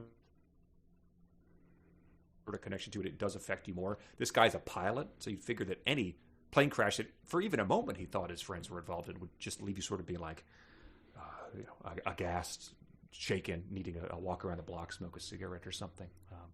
He's quite horny, yes. Miles is. Mm-hmm. He says, I hate the circumstances surrounding the reason you probably didn't have to put on pants, the plane crash that you thought your brother had died a fiery death in. But I love that you don't have on pants. So he's just right. He overlooked the almost certain meetings they're going to have, the trauma counseling that'll be offered, yes. And he just starts sliding hands up thighs. I think he was, again, this is probably an homage to Honky Tonk Badonka Donk. I hate to see you go, but I love to watch you leave, kind of a thing. I'm going to assume everything's an homage. Just, yes. This is a very elusive book that we're reading very here. Elusive, yes. As a wise man once said to Gary unmarried. And who was Honky Tonk Badonka Donk? Oh, gosh, I wish I could remember his name. I do not remember the name of Mr. Honky Tonk Badonka Donk. Trace Adkins. Trace Adkins. There we go, yes. I bet when he grows up and gets to be 9 years old, he'll sound like Cap. Well, I used to like to watch her go and love to see her leave, or however that goes. I can't even remember it no more. Pow, pow, pow, pow. I hate the fact that this is probably going to tank our airline stock and there'll be mandatory layoffs and pension reductions, but I love that you don't have on pants. Oh, in fact, half the flight were Orthodox Jews, so they have to send those teams out there where they collect every bit of their body. They do it with DNA kits. It takes hours. It's one of the most tragic things you've ever seen. Dedicated people. You're not wearing pants. Yeah. Oh. Wow, those have a nice little lace band on them. So Our hero, ladies and yes. gentlemen. And then I don't know if you skipped over this, but just in case, this is some of the when you've gone to the well too many times, this is what starts happening. He's trying to literally rip off her underwear. He pulls on one side but fails to tear them. He tries ripping the other side to pull them off, but nothing gives. You're giving me a wedgie, I say, laughing. So again, the body count is ratcheting up as we speak. Did he leave the newscast on? Right. We are still live here. This is obviously breaking. Any reports we give may be inaccurate. We're just giving you information as we get it. Oh, baby. Yes, the airline has confirmed no survivors. That is, I'm so sorry. It's just that there was a Cub Scout troop on that plane. They were doing a service, but I'm so sorry. It's just like, come on, tear, damn it, tear. Oh, we have live footage from some people here, some cameras that were on the scene. This is very difficult to watch, ladies and gentlemen. Very difficult. We urge you to get the children out of the rooms. Yes. Let me see them panties, baby. Yeah. This makes the Hindenburg and the Oh the Humanity guy look like he's watching a cat video. I cannot assure you that you do not want to watch this if you are at all queasy or easy to vomit, because I have vomited twice myself just even being here. It's here's another description of kissing, because we have blown past 50 ways to describe it and are entering probably near 100. I failed at kissing too, terribly. I almost choked a girl with my tongue once. I laugh. Want me to show you? She nods. He opens it, he drops his mouth to mine, shoves his tongue inside, giving me what is quite possibly the worst kiss I've ever experienced. And in this book, that is saying a lot, I'm afraid. Wow. And then after that, she's like, oh, that's charming, or like, oh, gross, but now kiss me like Miles. Oh. Let me see that V. So I skipped if you have anything else there, I skipped down to when they're the post-coital moments. Yeah, that's all it is. It just is like they fall asleep next to him, and so that's the big thing. And she's now just fully on the I can change him train. Yes. Oh, by the way, just going back to the moment of he calls her mother to let the mother know that, everyone's okay, like, because he got it from Gary. Nice. Married or not, we don't know. But she says, that simple gesture, him calling my mother, just made me fall for him even harder. God. How is that possible? What are you talking about? Yeah. Even harder? Seriously, the guy could mutilate a puppy in front of you, like and have Hitler flags around, and you'd be like, oh, man, I fell for him even harder. Yeah. It's something that's going past absolute zero at this point in time. You should not be able to fall any harder. The Miles liking atoms inside you have no more room to move. Right. This is absolute zero of liking. No molecular movement. And then so it's three dots, 3 ellipses, and we get the next section, which is post-coital, I assume. That's where I fell asleep in my bed, and then in italics, next to Miles. Which I always read it like that, and then Miles like, huh? What? What are you saying? Nothing. Just creepily whispering, next to Miles. It was weird. Don't ever leave me, Miles. Oh, babe, that's weird, babe. I assume he's one of those guys who calls his whoever he's with babe a lot, around other people. Bro.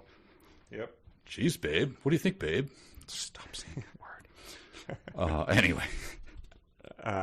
Whether it's a glimpse of his past or time spent without the sex or even time spent sleeping, he's giving me more and more of himself little by little. I feel like this is both good and bad. It's good because I want and need so much more of him, so every little bit I get is enough to satisfy me when I begin worrying about everything I don't get for him. But it's also bad, because every time I get a little bit more of him, another part of him grows more distant. My God. It's still just doing the I can change him and maybe this is going to work itself out. Ugh. But also parsing it in ways that, again, like, this guy does not deserve the parsing. Like, talk about Occam's razor. What's the simplest solution? Never attribute cleverness to what could possibly be stupidness. That's not Occam's razor, but he's just a dumbass. Stop attributing. Stop filling those gaps with things that don't need to explain it. I'm going to give you a challenge. Just guess the number of moments in the short reading. I guess I should have read it first. Now you can just count them. Okay. It won't be a quick break either. Either way, you'll enjoy this. It'll be slow and painful, filled with so many moments like those that tear me up from the inside out. Moments when he thinks I'm asleep and he slides out of my bed. Moments when I keep my eyes closed but listen as he puts on his clothes. Moments when I make sure my breathing remains regular in case he's watching me when he leans over to kiss me on the forehead. Moment when he leaves because he always leaves. God. I believe 7 or something, but... That moments kind when of he goes to my shelf of precious moments figurines and says, "Whoa, that's a lot of precious moments." Jeez.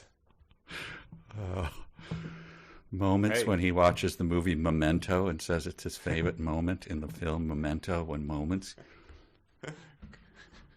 I mean, repetition is a writing technique you learn pretty early on. So, it's, if you're self-taught, maybe it's one you just never evolve past. Well, he does end up getting a phone call to check in on him. It turns out it is from his dad. So his dad is still in the picture. Rachel and Clayton, who knows? But at least his dad cares enough to check in on him and make sure he isn't dead.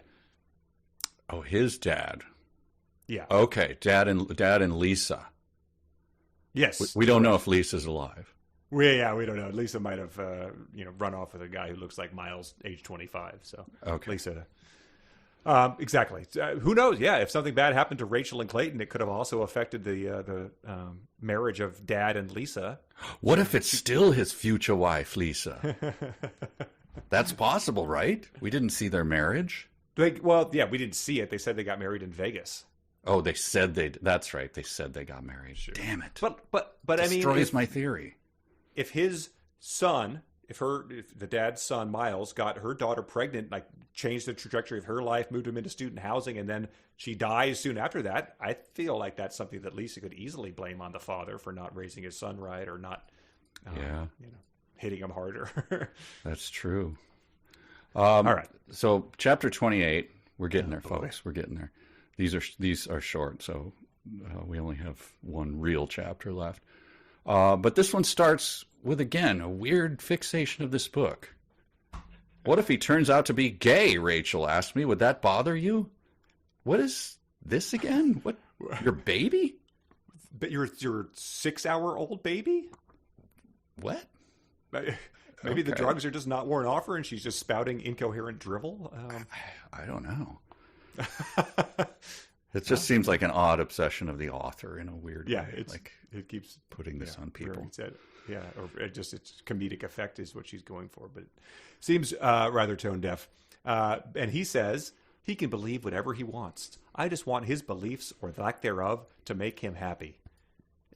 Did you even watch the training video about how to change a diaper, Miles? Why are we having this conversation at this point in time? What on earth is wrong with you? After she asks him all these stupid questions, she looks up at me. Well, based on this interrogation, I'm convinced he'll never commit a crime because you're already the best dad I've ever known.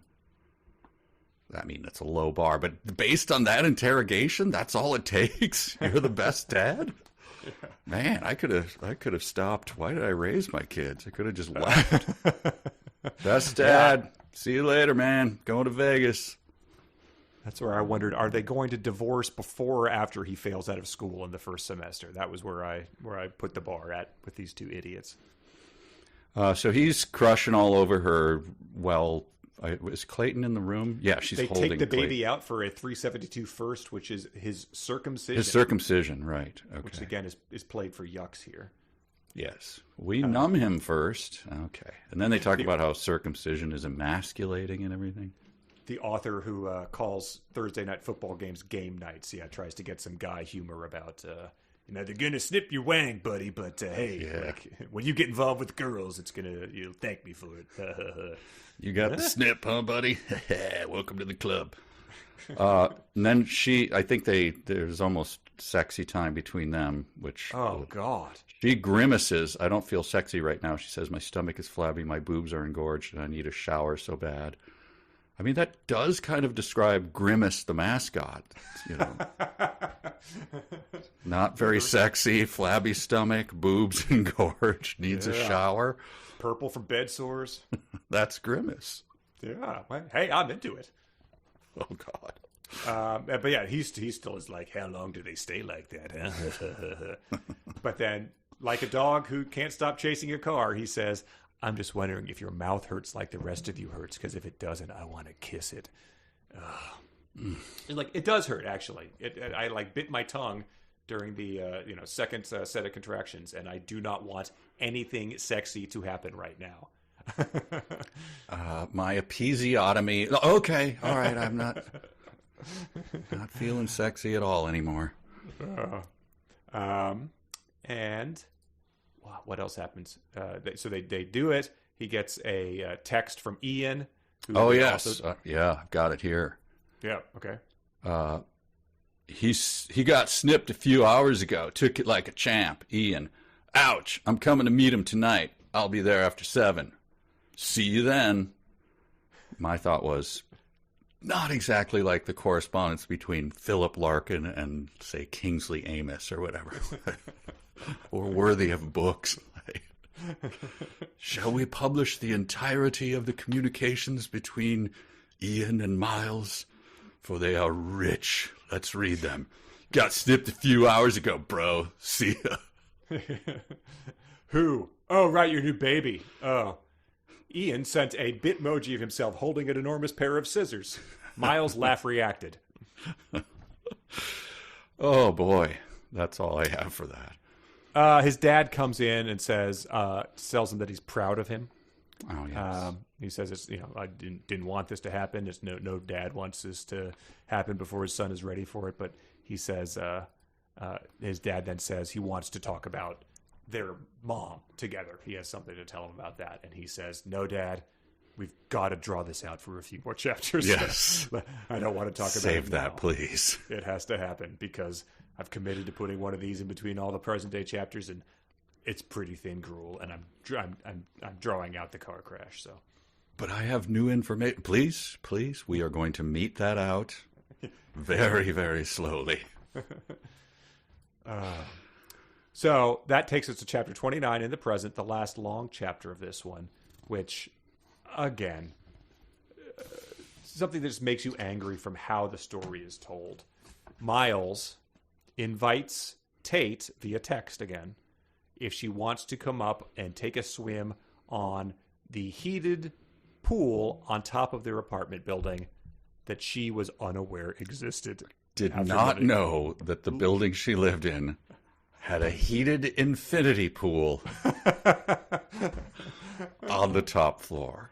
She's been living there for I at least 6 months, I would think. This would be I remember myself as a 25-year-old sneaking into local San Diego pools to use their hot tub. One of the most appealing things you can do. She was unaware it existed for all the time she spent in the elevator and talking to the guy who operates the elevator. He never asked her if she wanted to go up to the pool floor or if she had checked it out. It was not a selling point of her brother saying, "Do you want to come live with me?" It is a stunning, stunning decision to introduce us at this point in time. To the point where I thought it was like, "Hey, freshman, you want to go check out the pool on the 3rd floor? Like, report back to me." But no, it's real. Yeah. Go to the basement and grab me a left-handed smoke shifter. Okay, guys, there is no basement. Yeah. This probably doesn't speak well of me, but once I was at a friend's wedding, and we ended up not having a place to stay, me and this guy. So we went, the only thing we knew how to do is, well, we know where the hotel is, where the wedding is going on. Mm-hmm. So we just went to it, and we laid by the pool, like, late at night. We just walked through, like, "Hey, how's it?" And, they've seen us before. They're like, "Okay." So we lay on the chaise lounge next to the pool, and then the next thing I know, it's like sunrise, and a guy is like poking me and going, "May I get you a drink, sir?" And we're like, we look at each other like, yeah, just put it on the so-and-so tab. And he's like, "Of course, sir." Nice. Yes. Yeah, like wiping the dew off of me from having slept there all night in a chaise lounge. The buddy you did it with was Jonathan Richman or Andrew McCarthy from an 80s buddy comedy. Yes. That's a good tactic. Hey, I can't believe they didn't patrol the pool at night. I thought in the middle of the night we'd be woken up and like, get out, you two bums, But it's just like, sure. I guess if you weren't getting into pool and causing a disturbance, and they do it's probably have a baseball bat attached to a rope to that's true to ward off those people. I said to my friend, try to look as much like a crumpled towel as you can, and then we just went to sleep. All right. The explanation she gets for why she had never heard about her pool is because Corbin says, why didn't you tell me about this? He says, I hate pools. So that's another just mystery revealed about Corbin, is that he does not like pools. I don't know if he doesn't like swimming. I don't know if he will go to the ocean, but it is a... How does he feel about sand? We don't know. Miles says he sees her and he goes, you're in a bikini, he says pointedly, which reminded me of... People used to say this, you take this bait when people go like, you got a haircut. And then of course, it takes you a long time to realize you go, yeah, what do you think? And then they're like, yeah, I don't know. It's all right. Like, why am I giving them the power? So there was a particular person I worked with who did that all the time, every time. Yeah. You got a haircut. And then I would just stare directly back at him and go, mm-hmm. And then we'd just walk away. You are in a bikini. Yeah. Mm-hmm. Yeah, and his whole thing is like, you're in a bikini, like, boy, yo, yo, yo, yo. Yeah. Nice. It's like, what did you expect her to show up wearing? Was she going to like be in a Olympic Katie Ledecky, like full like wetsuit kind of thing? Yeah. You're in one of those semi-buoyant swimsuits because you're going to break the record for the lap time. A bathing costume that you'd wear to Coney Island in the 20s that's like striped. Like, what on earth is wrong with you? I assume you have one of those tents that I can change in. And they go up there, and believe it or not, the rooftop heated pool provides a place to have a conversation about their future and then get it on. So if you were expecting something else, I don't know what to tell you. I read their conversation in the pool. You probably have notes about it. Not really. It's just a lot of the same stuff that they've done. Like, I'm too far gone to continue treating this as casual sex. I'm too far gone to lose him for good. All right. Yeah, it's so dumb. But it reminded me of when I had never lived anywhere but the Midwest. And back in the days when dating shows were on, like Bridget and I would go like, look at this, because we knew one of the guys who hosted one. I'm like, look at this dating show. And you'd see people from California dating one another and talking, and you go, well, they're not real people. Those are not real. They're fake idiots that they hire to play idiots. I don't know what their game is here. Then I moved to Southern California. I'm like, oh, this is kind of how people talk. Of course, not everyone in Southern California is a dumb dating show idiot. But I just didn't think like anybody, but that's what it reminded me of. Yeah. So have you always lived in San Francisco? Yes, close to it. Are you an only child? It's just so dumb. Yeah, and at this point in time, they've known each other for 6 months, have had sex dozens and dozens of times, but then he's just sort of trying to do this rudimentary, speed dating discussion with her. And he says, or I guess she's asking him those questions, and he says, "What are you doing?" She says, "Just making conversation." And he says, "I could think of a lot more things I'd rather talk about than myself." It's like, if you would just be like, you would ask to change seats if the person next to you on a plane was that rude to you. And yet she's just, it makes her all the more gaga for him when he's like, don't ask me these perfectly innocent, boring questions about myself. Good God, man. Tate, he whispers, "I know I'll regret saying this, but I want you to hear it." He pulls back just enough for his lips to meet my hair. Then he grips me tightly again. Ugh. Oh, boy. If I were capable of loving someone, it would be you. My heart cracks with his words. And I feel the hope seep in and leak right back out again. So which parts of her are liquid? Which part, there's cracking, there's liquid. Is there thermal discrepancies going on here? Like the pool water is cold enough to crack her heart? Yeah, is it like her heart is the foundation and you got to keep the water away from it because then when it freezes and heaves, you're getting some cracking in there? True. But to be fair, her heart did crack earlier, if you remember, loud enough where she worried that people around her could hear it. Oh, right. Oh, okay. So maybe this is just some sort of lighter crazing kind of cracks. Like they'll still pass inspection if it's on your windshield, but yeah, I'd still buy it. You're not going to have to worry about those heart cracks till down the road a bit, but it's something to keep an eye on. It's good to have an honest heart mechanic. I'm glad I can trust you, man. He also says, like, are you doing this with me because you think I'll change your mind? Because you think there's a chance I'll fall in love with you? Because I can't, Tate. His voice fades away and he grows quiet. And it is just, we might have made the point before, but it's just like on a show like Severance, or one where there all are those mysteries and no one will ever give you just a goddamn straight answer. And if I was on one of those shows, it'd be like, just punch the guy and make him tell you the answer. That's just like what one of those is. It's no reasonable person would ever tolerate any of this for a second in real life. Why? Yeah, tell me what the hell is wrong with you?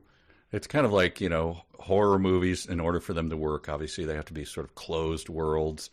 But it's one of the reasons, like, Bridget cannot watch any, because she's like, just call your mom, call your cousin, who obviously lives down the road, the annoying one who always has his truck, out in the drive. Just call him. No one ever knows anyone or has any connection. They're just like, they have one friend who's like, I'll try to get there as soon as I can. Come on, man. We know you have 18 cousins who live within 3 blocks of you. Yeah, it depends on suspension of disbelief. At least those can be hand waved away with. We're in the middle of the woods, so there's no signal. This is just right. You're willing to doesn't get any signal. Constantly tolerate a guy who keeps alluding to something without telling you what it is, and it would be intolerable. I don't have anything until Cap returns. Cap returns, not sadly wearing the teeniest Speedo either of them have ever seen up on the pool, because that would have again redeemed a bit of this book. Exact same note, like why not? With like, a thong that goes up his ass crack, but then you like white cheek streaks past it, like he's got other thongs that are slightly wider. I'm a freak. Deeply tanned.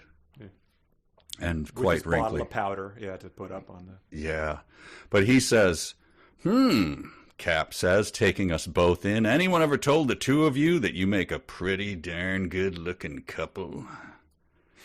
Cap, I'm warning you, man. You're on thin ice. You were my favorite character, and now you have plummeted in my view. Oh, I don't know. He's poking the bear there. He's like, this guy's going to act like a dipshit. I'm going to let him hear about it. Like, he's not getting away with this in front of old Cappy.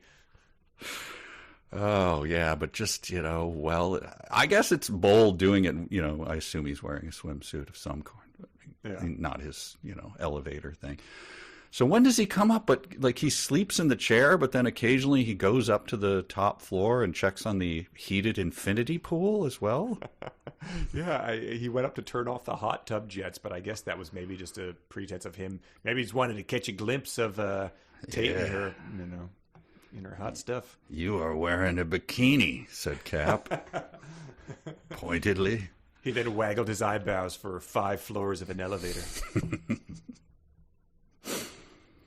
And then Miles is kind of rude to him, and then they do more kissing in the hot tub. He says, I like that you like him, referring to Cap, which I think has happened quite a bit in this book already, that someone likes that someone else likes something. Awful stuff. And then he says he wants to go do her in the shower. And I think it ends like her saying, once again, what should have been an eye-opening conversation for me is shoved aside to make room for the only thing he's willing to give me. And we will not learn anything else about him until next week. God. I just have 2 points, is that she asks him, like, why are you always so rude to him, Cap? Mm-hmm. And I just thought, like, 1 microsecond, I thought, this is where we learn that, they're mortal enemies in another dimension, but they have to come to Earth every 20 years and put on human skin and pretend to be, but we have fought over the millennia. Like, no. The Highlander and the Kurgan. Yeah, sorry. I'll try to be better next time. And then she says, and this would have been the twist of the book that might have made it worth it, I nod. Yeah, I like him a lot. Sometimes I like him more than I like you. If she was on the side just like getting slammed by the cap, that would be... that might be worth it. I don't know. Yeah. Yeah, Tate, I think I'm obviously not right in the head, but I think that this is a gesture that just proves that you have a lot of issues to work through. But yeah, then, so that was chapter 29? 29. So we got to get to chapter 36 years earlier. Yes, God. I got to reopen the document here. What starts? This is the dad telling him that he was already seeing Lisa before the kid had it all wrong. Yes. It's like 2 pages, and it's all, for some reason, this is also center justified. He's not crushing on Rachel, and it's not the center of his world, so I don't know why it has to be center justified, but it is. Yeah, it's the dad talking mostly, so the dad speaks in center justified text as well. So, yeah, he essentially said that him and his Miles' mom were already planning to get split up before she got sick, and they were going to stay together. It says it makes financial sense for them to stay together till he goes off to college at 18. I mean, who knows what it is, but yes. So they stayed together for the kid, and even though she was sick, and so we learned that he was a solid egg, right? Yep. That's the only thing we learn here. Not a cad like he thinks. We could still think plenty of untoward things about Lisa going off and getting married in Vegas and all that, moving her daughter across the country senior year of high school. But he ends by saying that Miles' mother would be proud of him with how he's handled himself. And that's where it ends. And I thought we were just reading through to the pool making out part, and I thought that's where it ended. And then finally, when I realized there was one more short chapter in the past, I was like, all right, this is when it happens. Unfortunately, no. That is where our reading ends this time at chapter 30. And I don't know. I might read this as soon as we stop recording because I need to know what happens. And so nothing happens. Why is she leading you to believe that anything happens? Something has to. Whatever it is going to be deeply disappointing. Oh, we were going to bet on this, right? Yes. What do you think? I remembered that, when you met him, he has a scar on his face. Yes. Which hasn't come up again since then, but I only remember that now. So I think, I said before, I think a car accident, maybe as they leave the hospital. I think car accident is logical, but then I trying to think like a Colleen Hoover. Maybe she fainted towards a plane crash, but there will be one. Like that he flies a small plane to her gravesite every year or something, and that gets in an accident. But anyway... The plane crash? No, he dies. See, this is the thing. As ugly as... Their love is ugly, I think we can agree. Ugliest of love. Yeah. I don't want to hear any more about it. That means it's ugly. I think that he does not live, and this is where we were just talking about this offline yesterday. I think he has to die, and you strongly disagree, right? Oh, you're talking about present day Miles. Yeah. How the book is going to end. Oh, I thought we were talking about what happens to Rachel and Clayton. Well, I think car accident, but I'm talking about then in the future. Yes, they die for sure. Got it. I can agree on car. I can agree on car accident. I think that's stupid, but I was hoping it would be like I said, a face-off situation where some evil person tried to shoot him but accidentally shot Rachel and his child. and then he cuts his face off and preserves it in a saline jar, and then they switch places. I'm hoping for there's that. 12,000 words left in the book, but that would be quite a... if she pulls that off, salute. But yes, I agree they die, of course. Okay. I assume it's a car accident. Could it be his fault? Yeah. I think it's his fault. Yes. Okay. A distracted driver. And then I think that he dies at the end to put him out of his intense misery. Oh, my God. And you think he lives. I hope that happens. I mean, it would just sort of perpetuate the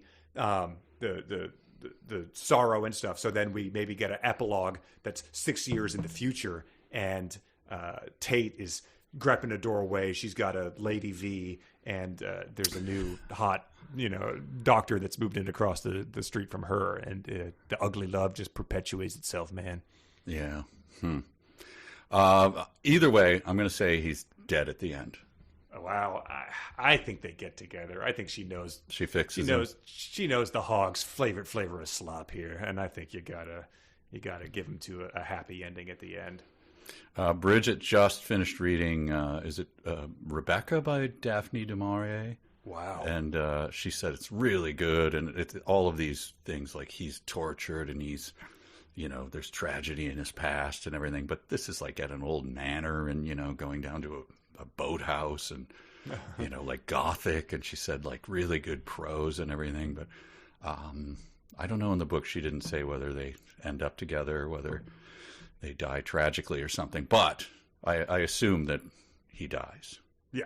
Okay. Well, too bad it's not a choose your own adventure book, because that would be a very satisfying flip to all the different ways he could die. Plane to Rachel's grave, tiger attack, axe to the head by Cap. Huh? All of The Shining, kind of, or is that to the chest? I guess in The Shining. Like the Decaloran. Yeah, all of those would make me happy. I just don't. I fear that she's in the business of trying to make her reader and character happy, and Tate has suffered enough. A lot of it's her own doing, but I think she's going to get him to say "I love you" or something like that, and that's just going to. If he does say that, imagine what's going to happen to her heart. It's going to. Oh my God! Going to make the Grinches growing 3 sizes seem like small potatoes. Do you think that the last line will be something about like, we drank our orange juice and I said, like, do you want to go to the pool? And he said, I hate pools. And then we walked off. As long as you're wearing a bikini. Boy-yo-yo-yo-yoing. The end. Colleen Hoover's Ugly Love. Started May 13th, 2015. Finished May 17th, 2015. Wow. Okay. Well, there. We've got our put a stake in the ground. Yep. Sounds good. Done and done. All right. Let's wrap it up with some dumb sentences. Dumb, dumb, dumb, dumb. Dumb sentence of the week. All right. These are the dumb sentences of the week, submitted again by our beloved Patreon listeners at patreon.com/372pages. You think that Tate is in love with Miles? You have seen nothing compared to how our fondness for our Patreon listeners. Our hearts, I can't even describe to you how many pieces our hearts have cracked into. Oh, that's just like cracking. Imagine putting a cheap ceramic dish into ice water after it's been heated to 10,000. It would just shatter into pieces. Our hearts upon seeing our Patreon people. Number 1 is from Philip. His mouth fits mine as if we're 2 pieces from the same puzzle. Beth submitted, "You're giving me a wedgie," I say, laughing. Hayden submitted, "Elizabeth Tate Collins," he says, "making love to my name with his voice," which he says this has got to be in the robot pimp ballpark. He says, "making love to my name with his voice." John Jacob Jingleheimer Schmidt, he says, making love to his name with his voice. Ricky Tiki Tembo No Sarumbo Chari Bariruchi Pitberry Pembo, he says, making love to my name with his voice. All right. Sorry. Mike submitted, "I dropped down into the chair beside Cap, still dressed from head to toe in my scrubs." And Mike said, "I'm glad she specified head to toe, because for a minute I was thinking she'd wrapped her trousers around her chest like a tube top." Mike also submitted this, and I just liked his comment, so I'm reading them both. "I open it, and Chad is standing in the doorway, sans Terran." And he said, "She makes it sound like Chad is a font I used in a GeoCities page in 1998. Chad sans Terran. Maybe that's the font they used on an Ugly Love word art poster. Rachel submitted, "He's just lying with me, asking personal questions about my name, and I love it so much more than any other day we've spent together." And Rachel said, "I think what makes this book so frustrating to me as a 20-something woman is that Tate's inner monologue does truly capture the experience of having a friend who is utterly obsessed with the non-committal dud of a man she's in a relationship with. I can picture myself sitting there drinking wine in increasing discomfort while Tate desperately tries to convince me he's incredible by bragging about him doing the absolute bare minimum. Ladies, please have higher standards than he asks for my full name. So there we go. That's someone in the target audience. Yeah, that's good to know that it's a thing. Rejecting the book, yeah. Amy submitted, I realized 3 people divvying up chapters and sharing answers is cheating, but who the hell cares? And she said, Tater's patients might care if their nurse got through school by cheating. I don't know. John submitted, how many girls have you been with since I've moved in here? And John is the one that pointed this out. Tate is asking this to Corbin as a rhetorical question, but anyone reading the book would be forgiven for thinking the answer is 0 because no other girls have appeared in the book, not counting Rachel. And I guess her mom would be insulting to call her a girl as a probably woman in her 50s. Katie submitted, my heart is in my throat now, crawling its way up, trying to escape from Miles and me and this entire situation. And she said, with that sentence, Tate's heart becomes the most relatable character in the book. Chris said, I moan his name and God's name and even shout out to Jesus a couple of times. He said to me that almost feels bordering on the Kleinian Weir-esque in its phrasing. But I just imagine like her being a Twitch streamer being like, just got to give a shout out to Jesus.